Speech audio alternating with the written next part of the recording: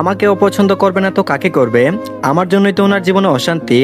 আমার কপালে তো এই ছিল, যে মেয়ের মা রাস্তাঘাট বাড়ি সব জায়গায় অশ্লীলতা করে বেড়াবে, সেই মেয়ের দিকে তো লোকে আঙুল উঠাবেই। এমন মেয়েকে শুধু সাগর ভাই কেন, গোটা সমাজ ধিক্কার জানায়। একটা সময় যার পিতা নিয়েও কনফিউশন ছিল, সেই মেয়েকে সাগর ভাই ভালোবাসবে কেন? তার জন্য তো অবহেলা অপমানই ঠিক আছে। তারপর আবারও হাঁটুতে মুখ গুজে বিড়বিড় করে বলল, খুব বেশি ক্ষত হয়ে যেত মাম্মা যদি ভালোবেসে আমার বাবার সাথে সংসারটা করে যেতে। ভালোবেসেই তো বিয়ে করেছিলে, তাহলে কেন আমার বাবার মতো সহজ সরল মানুষটাকে ঠকালে? তোমাদের পাপের বোঝা কেন দিন দিন আমার উপরে ভারী হয়ে পড়ছে? আমি তো কোনো দোষ করিনি, তাহলে আমার উপর শাস্তি কেন পড়ছে?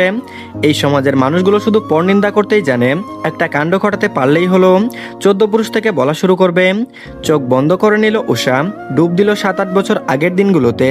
তখন সবেমাত্র পঞ্চম শ্রেণীতে উঠেছে। তখনই মায়ের সাথে শেষবারের মতো রাশিয়ায় পাড়ি জমায় উষা। তখন জানতো এটাই বুঝি তার শেষ রাশিয়া ভ্রমণ। ফাতিহা একজন খ্রিস্টান ছিলেন, কিন্তু নাহিদ ভুঁইয়ার সাথে সম্পর্ক গড়ে তোলার পর পরিবার সহ বাবা মা এবং ভাইকে নিয়ে ইসলাম ধর্ম গ্রহণ করেন। রাশিয়ার স্থায়ী বাসিন্দা হলেও আর্থিকভাবে অনেক বেশি অসচ্ছল ছিলেন তারা। নাহিদ ভুঁইয়ার সাথে সম্পর্কে জড়ানোর আগেও আরও অনেকের সাথে সম্পর্কে জড়িয়েছেন তিনি। অনেক ক্ষেত্রে অ্যাবর্শনও করিয়েছেন। কিন্তু নাহিদ ভুঁইয়া তখন খ্রিস্টান ধর্মাবলম্বী মেরিনা ইনাম অ্যাডামের প্রেমেই এতটাই মজা ছিলেন যে পরিবারের বিরুদ্ধে গিয়ে সম্পর্ক টিকিয়ে রাখেন। মেরিনার প্রতি তার ছিল অগাধ বিশ্বাস, একেবারে অন্ধবিশ্বাস যাকে বলে। এক পর্যায়ে মেরিনা ইসলাম ধর্ম গ্রহণ করেন এবং মেরিনা ইমন অ্যাডা থেকে ফাতিহা জারিন হয়ে যান। নাহিদ ভুঁইয়ার পাগলামির কাছে হার মেনেছিল পুরো ভুঁইয়া বাড়ির সকলেই। অবশেষে সকলেই ফাতিহার সৌন্দর্য ও আচরণে মুগ্ধ হয়ে তাকে মেনে নিতে শুরু করেন। বিদেশি কালচারে বড় হওয়া মেয়ে খুব সহজেই বাঙালি কালচারে নিজেকে মানিয়ে নিতে শুরু করলো। সবার মধ্যেই ধারণা হতে থাকে, যেহেতু ইসলাম ধর্ম গ্রহণ করেছে আর নামাজ রোজাও করে, তাহলে নিশ্চয়ই অতীতের মতো উচ্ছৃঙ্খল চলাফেরা হয়তো করবে না, নিজেকে পরিবর্তন করে নেবে। নাহিদ ভুঁইয়ার পাগলামির কাছে হার মেনেছিল পুরো ভুঁইয়া বাড়ির সকলেই। অবশেষে সকলেই ফাতিহার সৌন্দর্য ও আচরণে মুগ্ধ হয়ে তাকে মেনে নিতে শুরু করেন। বিদেশি কালচারে বড় হওয়া মেয়ে খুব সহজেই বাঙালি কালচারে নিজেকে মানিয়ে নিতে শুরু করলো। সবার মধ্যেই ধারণা হতে থাকে, যেহেতু ইসলাম ধর্ম গ্রহণ করেছে আর নামাজ রোজাও করে, তাহলে নিশ্চয়ই অতীতের মতো উচ্ছৃঙ্খল চলাফেরা হয়তো করবে না, নিজেকে পরিবর্তন করে নেবে। ফাতিহা বাচ্চা নিতে চাইতো না, বাচ্চা নিলে তার ফিগার নষ্ট হয়ে যাবে, বয়স বেশি দেখাবে, এমন একটা ধারণা ছিল। নাহিদ ভুঁইয়ার অগোচরে একবার অ্যাবর্শনও করান তিনি। বাচ্চা নিয়ে এবং অ্যাবর্শন করা নিয়ে নাহিদ ভুঁইয়া আর ফাতিহার সম্পর্কের অবনতি হচ্ছিল দিন দিন। অজানা কারণে ফাতিহাকে অসহ্য ঠেকত। যখন উষা গর্ভে এলো, ফাতিহা বুঝতে পারেনি সে গর্ভবতী। এমনিতেই কয়েকবার অ্যাবর্শন করার জন্য তার শরীরের কন্ডিশন দিন দিন খারাপ হতে থাকে। বিভিন্ন শারীরিক অসুস্থতায় ভুগছিলেন। উষা গর্ভে যখন 3 মাস চলছে, ফাতিহা তখন জানতে পারেন সে গর্ভবতী। এই বাচ্চার অ্যাবর্শনও করাতে চান তিনি, কিন্তু নিজের মরণ ঝুঁকি ছিল বলে আর পারেনি। শেষে যখন 4 মাস হয়, নাহিদ ভুঁইয়াকে জানানো হয় তখন তিনি 3 মাসের গর্ভবতী। চতুর্থ শ্রেণীর পরীক্ষার রেজাল্ট পাওয়ার পরে জানুয়ারি মাসের প্রায় মাঝামাঝি সময়ে মায়ের সাথে রাশিয়াতে যায় উষা। এদিকে অনেকদিন মেয়ে আর মেয়ের মাকে দেখতে না পেরে পাগল প্রায় নাহিদ ভুঁইয়া। স্বামীনের পরে ভুঁইয়া বাড়ির একমাত্র মেয়ে হিসেবে উষার আদর যত্ন অনেক বেশিই ছিল। আরাপ উষার সাথেই থাকতো সারাক্ষণ। বাপের আদরি কন্যা উষা। বলা বাহুল্য, জন্মের পর থেকে উষা নাহিদ ভুঁইয়ার সবচেয়ে আদুরে এবং মূল্যবান জিনিস হয়ে দাঁড়ায়। যদিও একটা সময় মায়ের কারণে উষাকে নিজের থেকে দূরে রেখেছেন, কিন্তু ঘৃণা করতে পারেননি কখনো। ফেব্রুয়ারিতে ভালোবাসা দিবসে নাহিদ ভুঁইয়া রাশিয়ায় যাবেন বলে ঠিক করেন। সাগর যেহেতু ছোট থেকে ছোট চাচ্চুর ভক্ত, তাই নাহিদ ভুঁইয়াও নিজের প্রিয় ভাতিজাকে রেখে যেতে পারেননি। সাগর তখন এইচএসসি এক্সাম দিবে। নাহিদ ভুঁইয়া সত্যি সত্যি ভাতিজাকে নিয়ে চলে যান রাশিয়াতে। ফাতিহার থাকার অসুবিধা হবেন বলে নাহিদ ভুঁইয়া একটা ফ্ল্যাট কিনে দিয়েছিলেন। ফ্ল্যাটের একটা চাবি নাহিদ ভুঁইয়ার কাছেও ছিল। দরজার লক খুলে যখন ভিতরে প্রবেশ করে, তখন উষা ড্রয়িং রুমের মেঝেতে বসে একা একা কার্টুন দেখছিল। সাগর ক্লান্ত শরীরটা নিয়ে ডিভানে বসে পড়ে। নাহিদ নিজের মেয়ের কাছে গিয়ে হাঁটু গেড়ে বসে পড়ে। হঠাৎ করে বাবাকে দেখে উষা চমকে যায়। বিস্মিত নয়নে কিছুক্ষণ বাবার দিকে তাকিয়ে থেকে গলা জড়িয়ে ধরে। উচ্ছলতা, আনন্দ, বিস্ময় সব ঘিরে ধরে উষাকে। হতভম্ব উষা উশিতে গদগদ হয়ে বলল, বাবা তুমি এখানে? এখানে তুমি কিভাবে এলে বললে না তো? নাহিদ ভুঁইয়া মেয়েকে জড়িয়ে ধরে নিলেন। মেয়ের গালে কপালে থুতনিতে আদর দিয়ে ভরিয়ে দেন। জানের টুকরো মেয়ে তার। মেয়ে পৃথিবীতে আসার আগের দিন নাহিদ ভুঁইয়ার জীবনে ফাতিহা কেন্দ্রিক হলেও মেয়ের ভূমিষ্ঠ হওয়ার পর থেকে পুরো দুনিয়া মেয়ে কেন্দ্রিক হয়ে গেছে। এই কয়দিন মেয়েকে ছাড়া গলা কাটা মুরগির মতো ছটফট করেছেন তিনি। তারপর বলল, এই তো মা, তোমাকে খুব মিস করছিলাম, তাই তো না জানিয়েই চলে আসলাম। তারপর উষার পেছনের দিকে আঙ্গুল দিয়ে ইশারা করে ডিভানে বসে থাকা সাগরকে দেখিয়ে বলল, আমি একা না মা, দেখো তোমার বড় ভাইয়াও এসেছে। উষা বাবার দৃষ্টি অনুসরণ করে চাইল পিছনে। সাগরকে দেখে উষার খুশি যেন আরো দ্বিগুণ বেড়ে গেল। বাবার হাতের বন্ধনী ছড়িয়ে উঠে পড়লো সঙ্গে সঙ্গে। সাগর মুচকি হাসি দিয়ে বলল, আরে বুসি, পড়ে যাবি তো। উষা বলল, আহা আমার জামাই এসেছে। মাম্মাম দেখেছো তোমার মেয়ের জামাই এসেছে। সাগর রাগলো না, অন্য সময় হইলে হয়তো রেগে যেত, কিন্তু এমনিতেই কতদিন পরে উষার চাঁদ মুখখানা দেখলো সে। অমন মায়াবী সুশ্রী মুখের দিকে তাকিয়ে রেগে থাকা যায় নাকি? উষার মাম্মাম ডাকার সাথে সাথে ফাতিহার কথা মাথায় আসে। মেয়েকে মাঝপথে থামিয়ে দিয়ে নাহিদ বলল, তোমার মাম্মাম কোথায় মা? দেখছি না তো, এখানে একা একা বসে খেলা করছিলে। উষা বাবার প্রশ্নে মাথা দুলিয়ে বলল, হ্যাঁ বাবা, জানো আমার না একটা খুব ভালো আঙ্কেল আছে, প্রতিদিনই আমাদের বাসায় আসে, আমাদের সাথেই থাকে, আমাকে অনেক চকলেট দেয়, মজা দেয়। ওই তো মাম্মাম ওই আঙ্কেলটার সাথে শুবার ঘরে গেছে অনেকক্ষণ হলো। নাহিদ ভুইয়ার সাথে সাগরের কপালেও ভাঁজ পড়ল। কোনো পরপুরুষ থাকবে কেন এই ফ্ল্যাটে? সাগরের ষষ্ঠ ইন্দ্রিয় খারাপ ইঙ্গিত দিচ্ছে। আর কেউ না জানলেও সাগর খুব ভালো করে জানে উষার মায়ের চরিত্র সম্পর্কে। কতবার তাদের বিজনেস পার্টনারদের সঙ্গে রেস্টুরেন্টে দেখেছে, হিসেব আছে। সুনামধন্য ব্যবসায়ীর সাথে প্রেমের গুঞ্জন ছড়িয়েছে। উষা না হয় ছোট, যা বললো সে তা বুঝতে পারেনি, কিন্তু সাগর একজন অ্যাডাল্ট ছেলে, সে তো বুঝে। নাহিদ ভুইয়া আর চোখে তাকালেন একবার ভাতিজার দিকে, মুখে মেকি হাসি ফুটিয়ে তুলে বললেন, বাবু তুই এখানে বোনের সাথে বস, আমি ভিতরে দেখে আসছি। নাহিদ ভুইয়া আরো কিছু বলার আগে বেডরুম থেকে নারী আর পুরুষের উচ্চস্বরে হাসির শব্দ কানে আসলো। সাগর দেরি করলো না, সেও বলল, আমিও তোমার সাথে যাবো চাচ্চু। নাহিদ ভুইয়া প্রত্যুত্তর করতে পারলেন না। জীবনের প্রতিটি পদক্ষেপ তিনি সাগরকে সঙ্গে রেখেছেন, একটু বেশি আদর করেন কিনা। নাহিদ ভুইয়া নিঃশব্দে মেয়ের মাথায় হাত রাখলেন, আদুরে গলায় বললেন, আমার আম্মা, আমার কলিজার টুকরা, আমি আর ভাইয়া যতক্ষণ বাইরে না আসবো তুমি কিন্তু ভিতরে যাবে না, কেমন? উষা মাথা নাড়ালো, মানে সে যাবে না।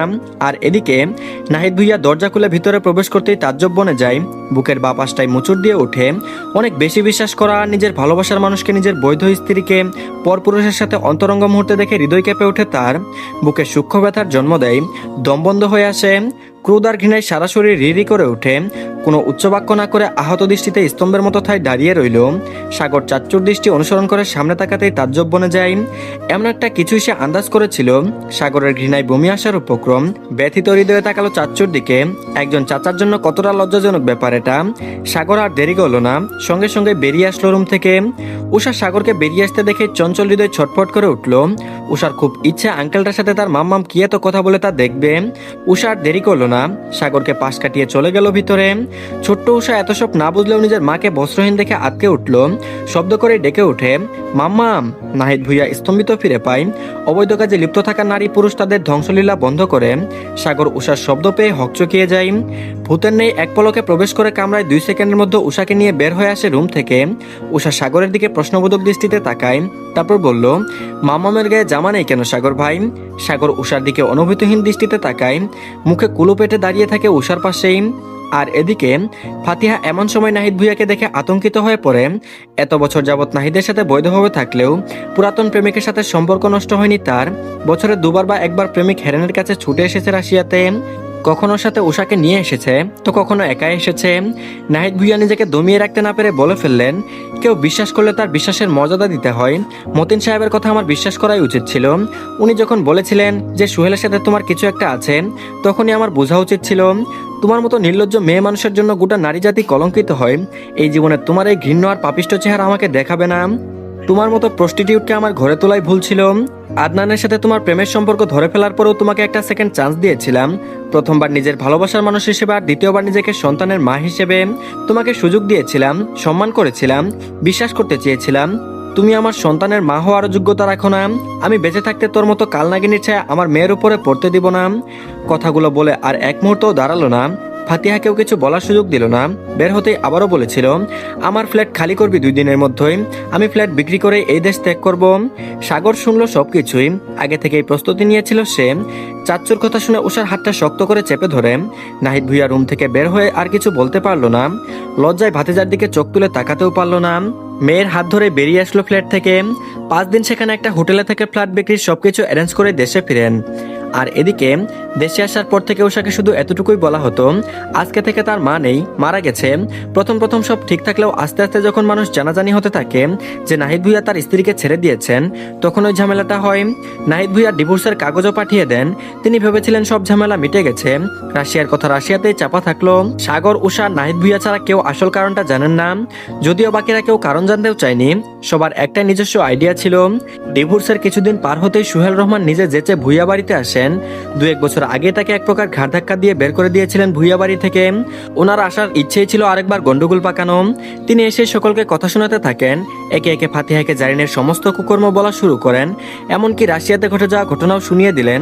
আবার নিজের মুখে এও স্বীকার করলেন যে বর্তমানে সোহেলের সাথে একটা ভালো সম্পর্ক তৈরি হচ্ছে। এ পর্যায়ে এও বলে ফেললেন, আপনার স্ত্রীর তো পরপুরুষের সাথে রাত কাটিয়ে অভ্যস্ত, আদতে জানেন তো উষা আপনারই সন্তান কিনা? যতটুকু জানি উষা গর্ভে থাকাকালীন এবং আগেও আদনানের সাথে একটা সম্পর্ক ছিল ওনার। এখন ভিতরের খবরটা তো আপনি ভালো জানবেন। ক্রোধে ভুঁইয়া বাড়ির প্রতিটি সদস্যের মাথা ফেটে যাচ্ছিল। নাহিদ ভুঁইয়া সেদিন সেখানে স্ট্রোক করেছিলেন।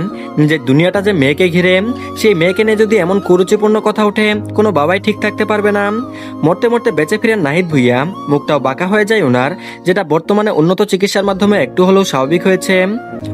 আদতে জানেন তো উষা আপনারই সন্তান কিনা? যতটুকু জানি উষা গর্ভে থাকাকালীন এবং আগেও আদনানের সাথে সম্পর্ক ছিল উনার।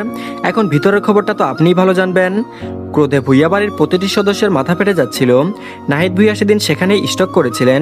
নিজের দুনিয়াটা যে মেয়েকে ঘিরে, সেই মেয়েকে নিয়ে যদি এমন কুরুচিপূর্ণ কথা ওঠে, কোনো বাবাই তো ঠিক থাকতে পারবে না। মরতে মরতে বেঁচে ফিরেন নাহিদ ভুঁইয়া, মুখটাও বাঁকা হয়ে যায় ওনার, যেটা বর্তমানে উন্নত চিকিৎসার মাধ্যমে একটু হলেও স্বাভাবিক হয়েছে। উষাও সেখানে ছিল। মেয়েটা স্বামীনের থেকে অনেক কিছু জানতে পেরেছিল আর বুঝেছিল। সেই থেকে সাগরের রাগ উষার প্রতি। আর ঘৃণা না করলেও উষার সামনে গেলে নাহিদ ভুঁইয়ার মনে খসখস করত, ভয় পেত এই ফুলের মতো দেখতে পবিত্র মেয়েটা তার সন্তান নয়। এরকম চিন্তা থেকে মেয়ের সাথে দূরত্ব তৈরি করেন। রাগের বসে একদিনও এও বলে ফেলেছিল, কলঙ্কিনীর সন্তান হয়ে এখনো কেন বেঁচে আছিস, মরে যা। এসব কথা মনে হলে উষার দম বন্ধ হয়ে যায়। মারিয়া জামানও উষার থেকে মুখ ফিরিয়ে নিয়েছিলেন। এমনিতেই ফাতিহা অতিরিক্ত সুন্দরী হয়, তার প্রতি একটা হিংসাত্মক মনোভাব কাজ করত। সবাই যখন উষার থেকে মুখ ফিরিয়ে নেয়, তখন সিজান ভুঁইয়া, লিপি বেগম, নাবিল ভুঁইয়া, আরাফ, রাফিদ, আলিফ, নেহালার স্বামীন উষাকে আগলিয়ে রাখে। নাবিল ভুঁইয়াও ছেড়ে দেননি উষাকে। আদরের ছোট ভাই যখন শয্যাশায়ী হয়, তখন হাজারবার অভিশাপ দিত তাকে, অকথ্য ভাষায় গালিগালাজ করত। সকলে মিলে যখন নাহিদ ভুঁইয়াকে বুঝালো এবং উষা যেহেতু নাহিদ ভুঁইয়ার মতোই হয়েছে, সন্দেহটা কিছুটা কমে যায়। মায়ের মতো গায়ের রং, লাবণ্য, সৌন্দর্য আর বিদেশিনী একটা ভাব আছে উষার মধ্যে, কিন্তু চেহারা দেখতে বাবার মতোই। চোখ, ভ্রু, ঠোঁট সবই পেয়েছে বাবার মতো। নাহিদ ভুঁইয়া নিজে সুস্থ হওয়ার পাশাপাশি মেয়ের সাথে নিজের পিতৃত্বসুলভ আচরণ শুরু করেন, নিজেও স্বাভাবিক হয়ে যান, মেয়েকেও কাছে টেনে নেন। আর এদিকে দরজা লক করা আর ছিটকিনে লাগানো শব্দে মাথা তুলে উষা। সাগরকে বুকে হাত ভাঁজ করে রক্তিম দৃষ্টিতে তার দিকে তাকিয়ে থাকতে দেখে বুকটা কেঁপে ওঠে উষার। সেই কখন থেকে কেঁদে যাচ্ছে, চোখ দুইটা লাল হয়ে ফুলে গেছে, নাক লাল হয়ে আছে। সাগরকে দেখে কান্নার মাত্রা বৃদ্ধি পেল যেন। মায়ের কুকর্মের কারণে কলিজা ছিদ্র হয়ে যাওয়ার মতো কথা সহ্য করেছে সে। নিজের চরিত্র নিয়ে কথা উঠলেও মুখ বুজে সহ্য করে নিয়েছে। বিয়ের 5 বছর চলে যাওয়ার পরও স্বামী তাকে মেনে নিচ্ছে না, স্বামীর ভালোবাসা থেকে বঞ্চিত সে। এসব কিছুর পিছনে উষার দুষ্টা কোথায়? সমাজ তার দিকে কেন আঙুল তুলে? মা নেই যার, সে তো মায়ের শূন্যতা বুঝে। বাবা যতই আদর স্নেহ করে আগলে রাখুক না কেন, মায়ের মতো কি হতে পারবে? চাচি আম্মা, বড় আম্মু আদর যতই করুক, মায়ের শূন্যতা পূরণ করতে পারবে? মা তো মাই হয়, খারাপ হলেও মায়েরা মাই হয়। মায়ের শূন্যতা কোনো কিছুতে ঘুচে না। মা ছাড়া উষার জীবন এত সহজ ছিল না। যত খারাপই হোক না কেন, সন্তানের অসুস্থতায় ঠিক পাগল হয়ে যায়। দিনরাত জেগে সেবা করে, অন্যরা তা করবে। একবার যত্ন নিলে দ্বিতীয়বার ওষুধ খাইয়ে শুইয়ে দিবে। এত সব দুঃখের কথা মনে পড়ায় আর সাগরকে দেখে উষা নিজেকে নিয়ন্ত্রণ করতে পারল না। চাপা কান্না আর আর্তনাদ বেরিয়ে এলো, শব্দ করে কেঁদে ফেললো উষা। সাগর হকচকিয়ে গেল। উষার এই কান্নার শব্দে বুক জ্বালাপোড়া হচ্ছে তার। ওই কান্না মিশ্রিত মুখশ্রীর দিকে তাকিয়ে বুকটা মোচড় দিয়ে উঠল তার। এমনিতেই উষার কান্না সাগরের সহ্য হয় না। সাগর উষার দিকে এগিয়ে যাওয়ার আগে উষা নিজের জায়গা ছেড়ে দাঁড়ালো। সাগরের সামনে এসে কাঁদতে কাঁদতেই বলল, বিশ্বাস করুন সাগর ভাই, আপনি যে কয়দিন দেশের বাইরে ছিলেন, আমি কোনো ছেলের সাথেই মিশিনি। আমার কোনো ছেলে বন্ধু নেই। নিজেকে সর্বদা হারাম থেকে, ছেলে মেয়ের অবাধ মেলামেশা থেকে রক্ষা করেছি। আমি কোনো প্রকার পাপ কাজে জড়াইনি। আপনার বিশ্বাস না হলে আপনি বাবাকে জিজ্ঞাসা করেন, নয়তো বড় আম্মু আর বড় আব্বুকেও জিজ্ঞাসা করুন। সাগর প্রত্যুত্তর করলো না, সমবেদনাও দেখালো না। এই যে এই অসহায় মেয়েটা কারো কাঁধে মাথা রেখে একটু কান্না করবে, এই মানুষটাও যে তার জীবনে নাই, এটা জানা সত্ত্বেও সাগর নিজেকে শামুকের আবরণে আবদ্ধ করলো। পাষাণ্ড বুকটাতে টেনে নিল না সে। উষা নির্বিঘ্নে তাকিয়ে রইল সাগরের এই গম্ভীর চোখ জোড়ায়। সমুদ্রের মতো গম্ভীর চোখ জোড়ায় অস্থিরতা টের পেয়েছে উষা। সাগর নিজের গম্ভীরতা বজায় রেখে শক্ত কণ্ঠে বলল, তোকে এখন আমি এসব জিজ্ঞাসা করেছি নাকি জানতে চেয়েছি কিছু? উষা ব্যথিত হলো, তার কপালে তো এই ছিল, জীবনের শুরু থেকে যেহেতু এসব সহ্য করতে পেরেছে এখনো পারবে। উষাও দমে গেল না, কাট কাট গলায় বলল, আমাকে ডিভোর্স দিচ্ছেন না কেন এখনো? ডিভোর্স পেপার আসা অনেক দেরি, আমাকে এক্ষুনি এই মুহূর্তে আপনি তালাক। পুরো কথাটা শেষ করতে পারেনি উষা। সাগর নিজের সর্বশক্তি দিয়ে কষিয়ে এক চর বসিয়ে দেয় উষার গালে। আচমকা এমন আক্রমণ সামলাতে না পেরে হুমড়ি খেয়ে মাটিতেই লুটিয়ে পড়ে উষা। উষার এইটুকু বয়সে তার গায়ে কেউ হাত তুলেনি, বাবা নিজেই আজ অব্দি একটা চড়থাপ্পড়ও দেয়নি। উষা গালে হাত চেপে তাকিয়ে রইল সাগরের দিকে। সাগর নিজেও জানে না তার কি হয়েছিল, শুধু জানে তার পায়ের রক্ত মাথায় উঠে গেছে। এমনিতে এর আগে গা জ্বলে যাচ্ছে, তারপর আবার গা জ্বালানোর কথা, তাও আবার কি তালাক দেওয়ার কথা। সাগর নিজেও হতভম্ব হয়ে তাকিয়ে থাকে উষার দিকে। ছোট থেকে কত দুষ্টুমি করেছে উষা, কত বকা দিয়েছে সাগর, কিন্তু কোনোদিন গায়ে হাত তুলেনি। আজকেই প্রথম মনে মনে ধিক্কার জানায় নিজেকে। স্বামী হিসেবে তো কোনো দায়িত্ব পালন করে না, উল্টো থাপ্পড় মেরে বসে আছে। থাপ্পড় মেরে নিজেও কিংকর্তব্য বিমূঢ় হয়ে দাঁড়িয়ে থাকে সাগর। উষা এবার আর নিজেকে নিয়ন্ত্রণ করতে পারলো না, গলা ছেড়ে কান্না করে দিল। করুণ দৃষ্টিতে তাকিয়ে রইল পাষাণ্ড সাগর ভাইয়ের দিকে। কি করে পারলো এভাবে চর মারতে? একটু হাত কাঁপেনি। অনেকক্ষণ কান্না করার দরুন উষার শরীরটা দুর্বল হয়ে আছে, মাথা ঘুরছে, তার উপর পুরুষালী শক্ত হাতের আক্রমণ। গালে 5 আঙ্গুলের দাগ বসে গিয়েছে, রক্তিম মুখশ্রীখানা আরো দ্বিগুণ লাল হয়ে গেছে। কোনো মতে উঠে দাঁড়াতে চাইল উষা, কিন্তু দাঁড়াতে গিয়ে বাঁধলো বিপত্তি। মাথা ঘুরে পড়ে যেতে নিলেই সাগর এগিয়ে আসে, নিজের শক্তপোক্ত হাত দিয়ে আঁকড়ে ধরে উষার নরম চিকন সুডুল কোমরখানা। নেতিয়ে যা দুর্বল শরীর নিয়ে নিজেকে মুক্ত করতে চাইল সাগরের বাঁধন হতে, কিন্তু পারল কই? অমন শক্তপোক্ত পেটানো দেহের মালিকের সাথে কি করে পেরে উঠবে, তাও আবার এই দুর্বল শরীর নিয়ে? উষা তবুও হাল ছাড়লো না, মুসরামুসরি করতে লাগলো। তারপর বলল, ধরেছেন কেন আমাকে? ছেড়ে দিন, ছাড়ুন বলছি। সাগর চোখ দিয়ে শাসাই উষাকে। উষা সেই শাসানোতে তোয়াক্কা করে না। উষা এতটাও দুর্বল নয় যে স্বামীর হাতে থাপ্পড় খেয়ে স্বামীর কাছে পড়ে থাকবে। তাও সে যতই ভালোই বাসুক না কেন, অবহেলা করেছে মেনে নেওয়া যায়, কিন্তু গায়ে হাত তুললো সেটা মেনে নেওয়া যায় না। উষার আত্মসম্মানে লাগলো, অপমানিত হবে সে, আবার অকারণে মারও খাবে। কেন? সাগরে এই আলগাপিরিত দেখে উষার গা জ্বলে উঠল। উষা ফের খেপা বাঘিনীর ন্যায় বলে উঠল, আমাকে ধরার বা ছোঁয়ার এবং সেই দুঃসাহস দেখানোর কোনোটারই অধিকার আপনার নেই। সাগর নির্বিকার থেকে জবাব দিল, তা সে তুমি খুব ভালো করেই জানো সুইট বি, আমার অধিকার আছে নাকি নাই। উষা অগ্নিদৃষ্টিতে তাকিয়ে রইল সাগরের শুভ্র মুখপানে। সাগরের চোখে চোখ রাখতে চাইল না, সেই চোখে তাকালেই তার মরণ নিশ্চিত। যতটুকু আত্মবিশ্বাস নিজের মনে তৈরি করেছিল ঠিক ততটুকুই হারিয়ে ফেলবে সে। উষাকে প্রত্যুত্তর না করতে দেখে সাগর নিজেই তার গম্ভীর স্বরে বলে উঠল, তোকে যদি হালাল বা হারাম যে কোনোভাবে স্পর্শ করার অধিকার এই দুনিয়াতে কারো থেকে থাকে, তবে তা শুধু রিপ্তেহাত ভুইয়া সাগরেরই আছে। অমন দৃঢ় গম্ভীর কণ্ঠে কেঁপে উঠল উষা। এই একটা কথাতেই সাগর তার অধিকার সম্পূর্ণ বুঝিয়ে দিয়েছে যেন। উষার অশান্ত হৃদয়টা কেন জানি শান্ত হয়ে আসলো। নিজের ব্যক্তিগত পুরুষের দিকে তাকিয়ে এক আলাদা প্রশান্তি বয়ে গেল হৃদয় জুড়ে। মুহূর্তেই মাথা ঝাড়া দিয়ে ফেললো, দৃষ্টি নত করলো। কি ভাবছিল দাঁড়িয়ে দাঁড়িয়ে সে? লজ্জা করলো না? যে মানুষটা এইমাত্র তার গায়ে হাত তুললো, তার এহেন কথা নিজেকে গুটিয়ে নেওয়া বোকামি বই কিছু হবে না। উষা নিজেও তার দৃঢ়তা বজায় রেখে কাটকাট গলায় বলল, সেই অধিকার অনেক আগেই আপনি হারিয়ে ফেলেছেন। গত 5 বছরে কয় কোটি বার মুখে ডিভোর্স শব্দটা উচ্চারণ করেছেন তার হিসেব নেই। খাতা কলমে ডিভোর্স দিতে হবে কেন? ডিভোর্স আমাদের বহু আগেই হয়ে গেছে। সাগর এবার কিছুটা দমে গেল, মুখটা কেমন ফ্যাকাশে হয়ে গেল। সাগরের হাবভাব দেখে উষার কাছে কেমন বড্ড এলোমেলো ঠেকলো। উষা বেশ আগ্রহ নিয়ে তাকিয়ে রইল সাগরের মুখপানে। সাগর আর তর্কে জড়াতে চাইল না, বড্ড ক্লান্ত লাগছে তার। রাতও অনেক হয়েছে, এভাবে বসে থাকলে চলবে না, ঘুম প্রয়োজন। সাগর বুঝলো কথার তোপে উষাকে ভোলানো যাবে না, নিজের গায়ের জোর দিয়ে কাবু করতে হবে।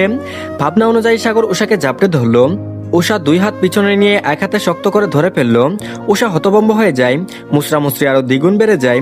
সাগর দেরি করলো না, উষার গাল থেকে ওনাটা টেনে নিজের হাতে নিয়ে নিল।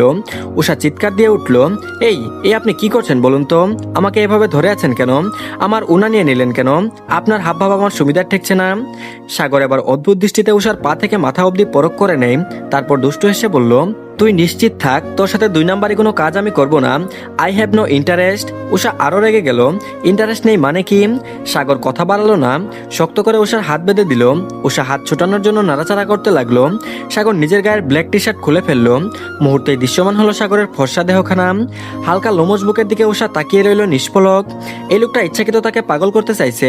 সাগরের বুকের দিকে তাকিয়ে ফাঁকা ঢুক গিলল উষা। সাগর উষার এমন ছটফটে অবস্থা দেখে বাঁকা হাসলো। পরপর দেরি না করে উষার মুখখানা বেঁধে দিল। উষা কিংকর্তব্য বিমূঢ় হয়ে গেল। প্রথমে তো শুধু থাপ্পড় মেরেছে, এখন কি ধরে বেঁধে পেটাবে? তার উপর গায়ের টি শার্ট থেকে ম্যানলি স্মেল আসছে। উষার ঘুর লেগে যাচ্ছে। উষা শব্দ করতে লাগলো। সাগর উষাকে জোরপূর্বক ধরে বিছানায় নিয়ে এলো। উষা আরো ধস্তাধস্তি শুরু করলো বাঁধন খোলার জন্য।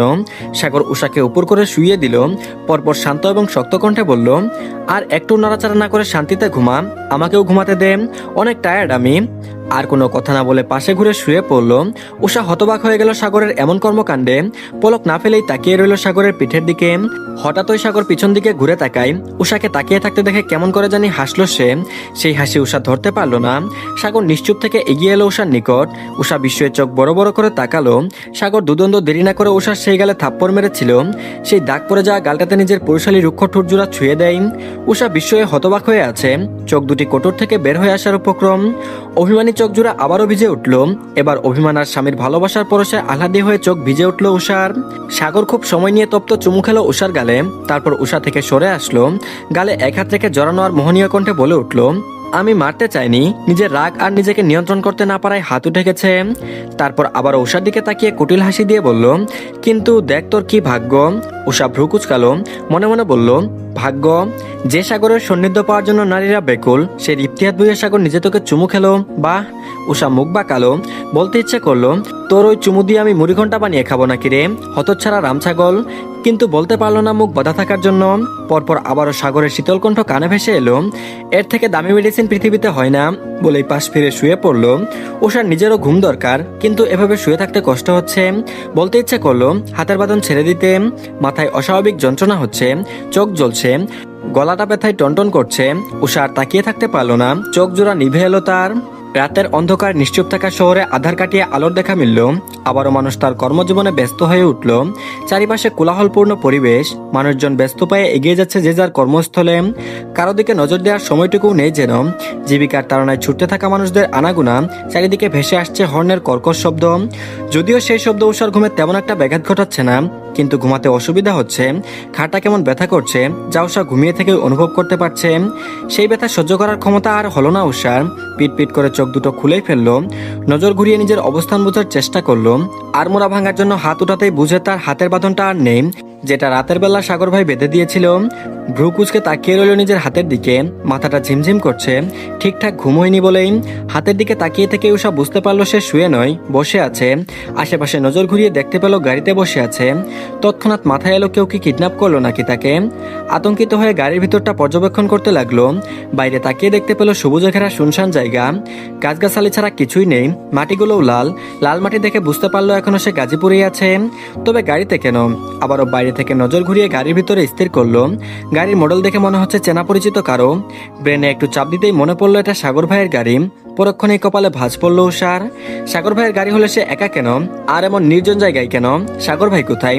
ঠিক সেই সময় ঝড়ের বেগে গাড়িতে ওঠে সাগর। উষাকে চিন্তিত মুখে বসে থাকতে দেখে বলল, কত ঘুমাস রে তুই? সারা রাত ঘুমাইলি, সকাল থেকে ঘুমাচ্ছিস। ঢাকায় পৌঁছাতেও তো টাইম লাগবে।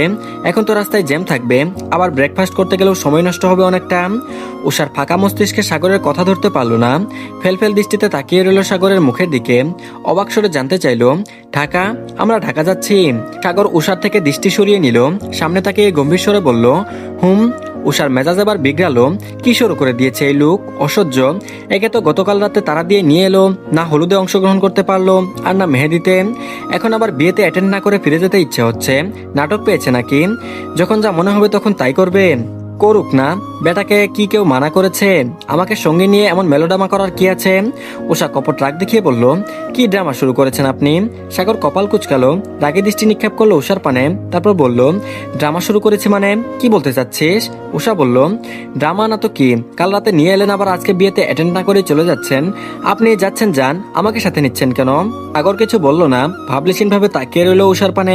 উষা সাগরের অমন শীতল শান্ত দৃষ্টি সইতে পারলো না।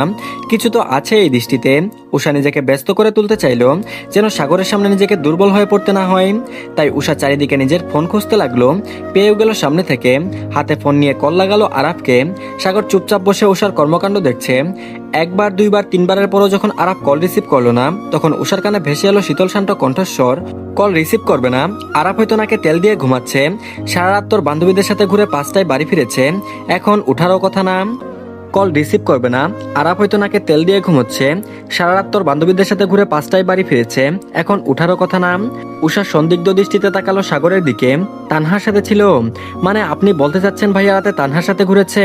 সাগর বলল, যা শুনতে পেরেছিস তাই।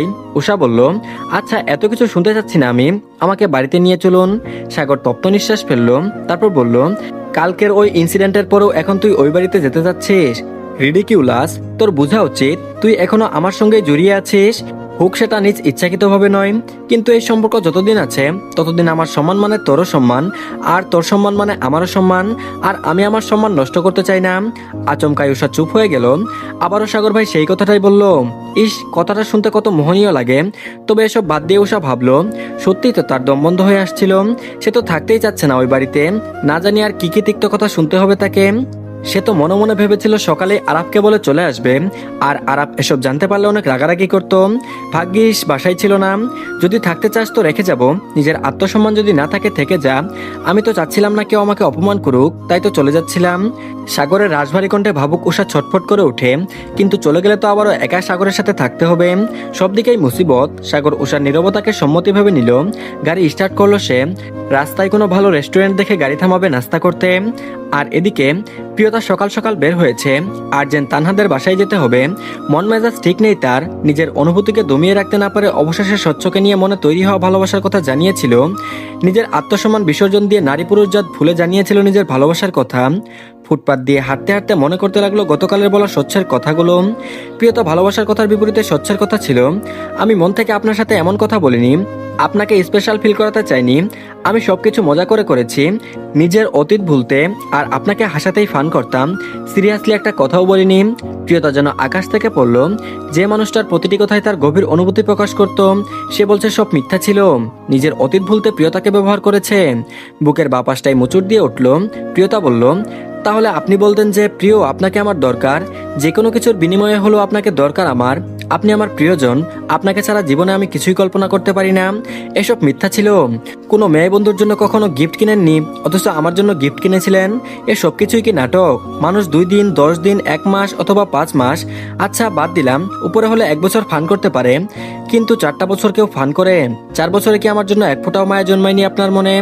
মানুষ এতটা মিথ্যুক হয়? এত সব নাটক তাহলে আমাকে পটানোর জন্য ছিল? স্বচ্ছ বলল, পটানো না, আপনি একটু অন্য টাইপ, স্ট্রিট ফরওয়ার্ড, তাই একটা ইন্টারেস্ট কাজ করতো, নাথিং এলস। আমি তো আপনাকে কোনো কমিটমেন্ট করিনি, রাইট? আর এসব কিছু না, একটা যে সবারই এমন হয়। প্রিয়তা বলল, সবার এমন হয় মানে?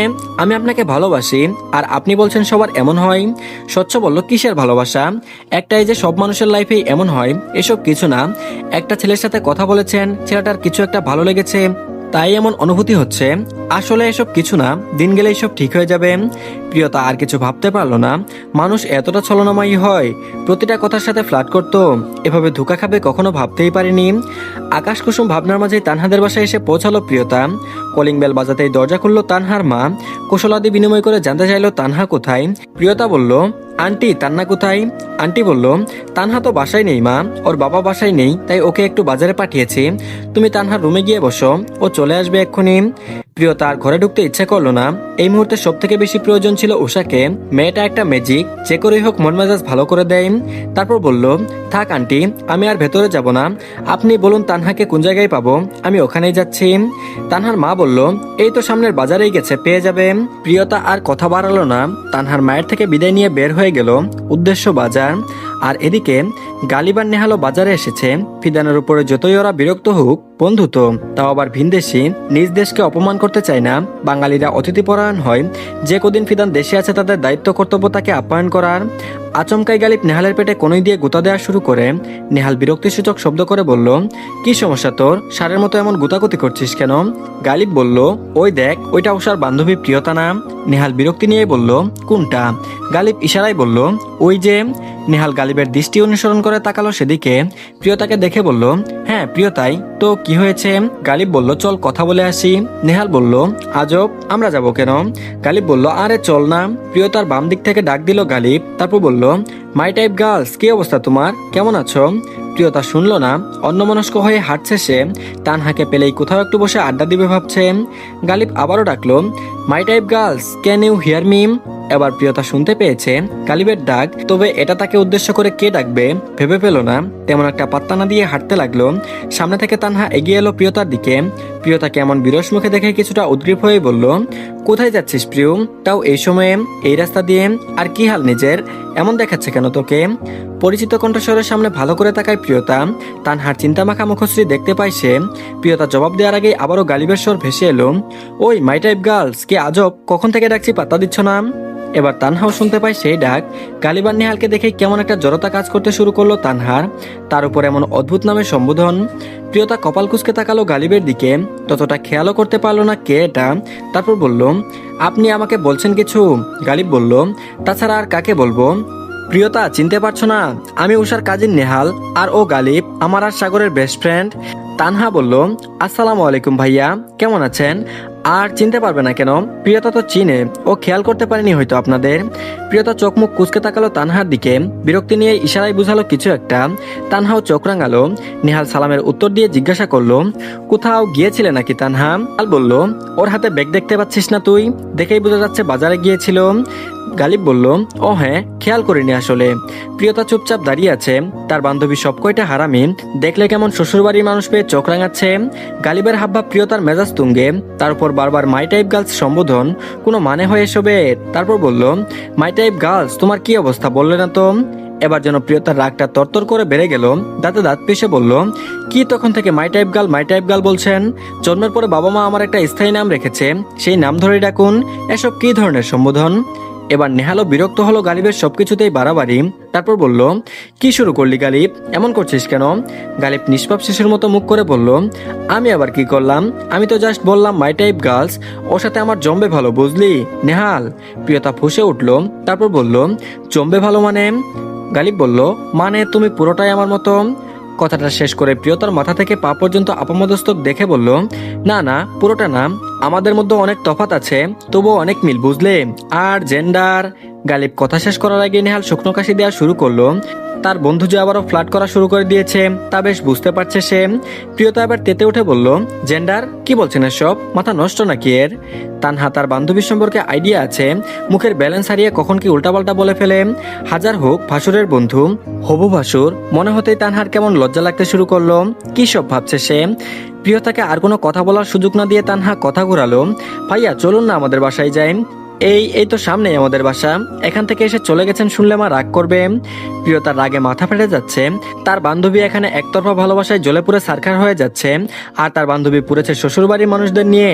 আশ্চর্য না, আর এক মুহূর্ত এখানে থাকা যাবে না, তাহলে দেখা গেছে নিজেকে আর কন্ট্রোল করতে পারবে না প্রিয়তা। গালিব বলল, না না তানহা, অন্য একদিন আসবো। কদিন পর তো তুমি আমাদের ভাইয়ের বউ হয়ে আসবে আমাদের মামার বাড়িতে, আসা যাওয়া হবেই আমাদের। আজকে একটু তাড়া আছে, আর অন্য একদিন যাবো নে। তানহা তবুও শুনলো না, বারবার সাথে থাকলো। এদিকে গালিবের দুষ্টমিতে প্রিয়তা অতিষ্ঠ, বের হয়েছিল কোথাও মাইন্ড ফ্রেশ করবে, আর এখন মেজাজ আরো খারাপ হয়ে যাচ্ছে। আর কোনো কথা না বলে নিজের বাসার রাস্তা ধরে প্রিয়তা, তানহা এটাও খেয়াল করলো না। এদিকে নেহালকে ফোনে না পেয়ে গালিবকে কল করলো সাগর। সাগরের কলে অ্যাটেন্ড করায় প্রিয়তার দিকেও নজর পড়লো না গালিবের। তারপর বলল, কোথায় আছিস তুই? নেহাল তোর সাথে নেই? গালিব বলল, হ্যাঁ আমার সাথেই আছে, বাজারে যাচ্ছিলাম। কেন বলতো? সাগর বলল, আমি 8 ঘন্টা আগে ঢাকায় ফিরেছি। গালিব চমকালো, ফিদানের কথা শুনেই তো কাল রাতের বেলা উষাকে সঙ্গে নিয়ে চলে গেল গাজীপুরে, এখন আবার চলে এলো কেন? গালিব বলল, এই সকাল সকাল চলে এলি কেন? উষা কোথায়? ওকে রেখে এসেছিস? সাগর বলল, তোর কি আমাকে গাধা মনে হয়? গালিব বলল, এই না না, গাধা মনে হবে কেন? তবে গে ঠিকই মনে হয়। সাগরের মেজাজ খারাপ হলো, চোয়াল শক্ত হলো। সব পরিস্থিতিতে মস্করা ভালো লাগে না। তারপর বলল, ফাজলামো বাদ দিবি কবে? গালিব বলল, যেদিন নিজের পুরুষত্বকে প্রমাণ দিয়ে চাচা ডাক শোনাতে পারবি সেদিন। সাগরের মেজাজ বিগড়ালো। সামনে থাকলে নিশ্চয়ই গালিবের গাল লাল করে ফেলতো। নিজের রাগটুকু গিলে ফেলার চেষ্টা করলো। নিজেকে দমিয়ে পরপর বলল, আমি উষাকে সঙ্গে নিয়ে ঢাকায় ফিরেছি। শুধু জেনে রাখ, আমাদের আসার খবরটা তুই আর নেহাল ছাড়া যেন অন্য কেউ না জানে। শকুনের নজর তীক্ষ্ণ। আপাতত চাচ্ছি না আমাদের ফ্যামিলির উপরে শকুনের নজর পড়ুক। ফ্যামিলি বলে যে সাগর উষাকেই বুঝিয়েছে সেটাও বেশ বুঝতে পারলো গালিব। মুচকি হেসে নিজের অভদ্রতামি বাদ দিয়ে বলল, তা আবার চলে এলি কেন? মেয়েটাকে এভাবে জ্বালাচ্ছিস কেন তুই? সাগর বলল, সে অনেক কাহিনী, পরে বলবো। আপাতত আমি আমাদের বাসার কাছে একটা রেস্টুরেন্টে আছি, এখনো বাসায় ফিরিনি। নাস্তা করেই বাসায় যাব। তারপর কল কাটলো সাগর। নেহাল তানহাকে বিদায় দিয়ে এতক্ষণ চুপ করে দাঁড়িয়েছিল গালিবের পিছনে। যেহেতু গালিব ওদের থেকে একটু দূরে দাঁড়িয়েছিল, নেহাল বুঝতে পারছে হয়তো সাগরের কল। কাল তো সেই বাড়িতে ঘটে যাওয়ার সব কথাই সে শুনেছে। রাগের পারদ এখন আকাশ ছুঁয়ে আছে নেহালের। গালিব সামনে এগিয়ে নেহালকে একা দাঁড়িয়ে থাকতে দেখে বলল, ওরা চলে গেছে? নেহাল বলল, প্রিয়তা রেগে চলে যাচ্ছিল বিধায় আমি তানহাকে যেতে বললাম। কে কল করেছিল? সাগর। গালিব বলল, উষাকে নিয়ে ঢাকায় ফিরেছে মাত্রই, এখন রেস্টুরেন্টে আছে। বলল ওদের ফেরার কথা আর কেউ যেন না জানে। নেহাল প্রত্যুত্তরে ছোট করে বলল, ও, যেন সে আগে থেকেই সব জানতো। কিন্তু গালিব তো ঘটনা জানে না। গালিব ভাবুক হয়ে বলল, কি এমন ঘটনা ঘটলো ওই বাড়িতে যে চলে আসলো ওরা? নেহাল বলল, সাগর কিছু বলেনি তোকে? গালিব বলল, বলল এসে বলবে। নেহাল বলল, তাহলে ও নিজে থেকে বলা অবধি ওয়েট কর। আর এদিকে উষা একা একাই বসে আছে কখন থেকে রেস্টুরেন্টে। সাগর সেই যে ওয়াশরুমে যাওয়ার কথা বলে ভিতরে গেল, আর আসার খবরই নেই। কিছু তো অর্ডারও করলো না এখনো। সাগর কি খাবে না খাবে সেটাও বুঝতে পারলো না উষা। আবার ঘাড় ঘুরিয়ে পেছনে ওয়াশরুমে যাওয়ার এদিকটায় চোখ বুলায়। 20-25 মিনিট তো হবেই। এদিকে পাশের টেবিলে বসে থাকা ছেলেটাও কেমন কোনো জোরে তাকাচ্ছে। গায়ে বুরকা নেই, ঘরে পরার প্লাজো গেঞ্জি এসব পরে থাকার দরুন রাস্তায় আর গাড়ি থামায়নি সাগর। ভেবেছিল পরিচিত রেস্টুরেন্টেই ঢুকবে বাসার কাছে এসে, তাই করলো। কিন্তু মানুষের নজর তো। উষার অস্বস্তি হচ্ছে। সাগর ভাই সাথে থাকলে হয়তো এভাবে তাকিয়ে থাকতো না ছেলেটা। নিশ্চয়ই বুঝে যেত উষার সাথে তার ব্যক্তিগত পুরুষ আছে। এবার উষার কান্না পাচ্ছে। কেন পরপুরুষ তাকে এভাবে চোখ দিয়ে গিলে খাচ্ছে, ব্যাপারটা সে হজম করতে পারছে না। মনে মনে ভাবলো যাবে কি একবার ওয়াশরুমের দিকে। আবারও বিড়বিড় করলো, সাগর ভাই আপনি কোথায়? এখনো আসছেন না কেন? পাশের টেবিলে বসে থাকা ছেলেটা আর বসে থাকতে পারলো না। এই পাখিটাকে তার বেশ মনে ধরেছে। আপাতত এই মেয়ের সঙ্গ দরকার তার। আবার এই মেয়ের এমন অসহায় ভাব দেখে বোঝা যাচ্ছে মেয়েটা তার প্রস্তাবে রাজি হয়ে যাবে। ছেলেটি মনে মনে ক্রূর হেসে ভাবলো, ইস, এমন একটা খাসামাল সে শুতে পারবে। আনন্দে আটখানা ছেলেটি। আজকালকের মেয়েগুলো সারাক্ষণ স্কিন কেয়ার করে, স্কিনটাকে কেমন মসৃণ বানিয়ে রাখে। দেখলেই নেশা লেগে যায়। ভাবনার মধ্যে সে এগিয়ে আসতে শুরু করলো উষার দিকে। সাগর ওয়াশরুমে নিজের চোখ মুখে পানি ছিটায়।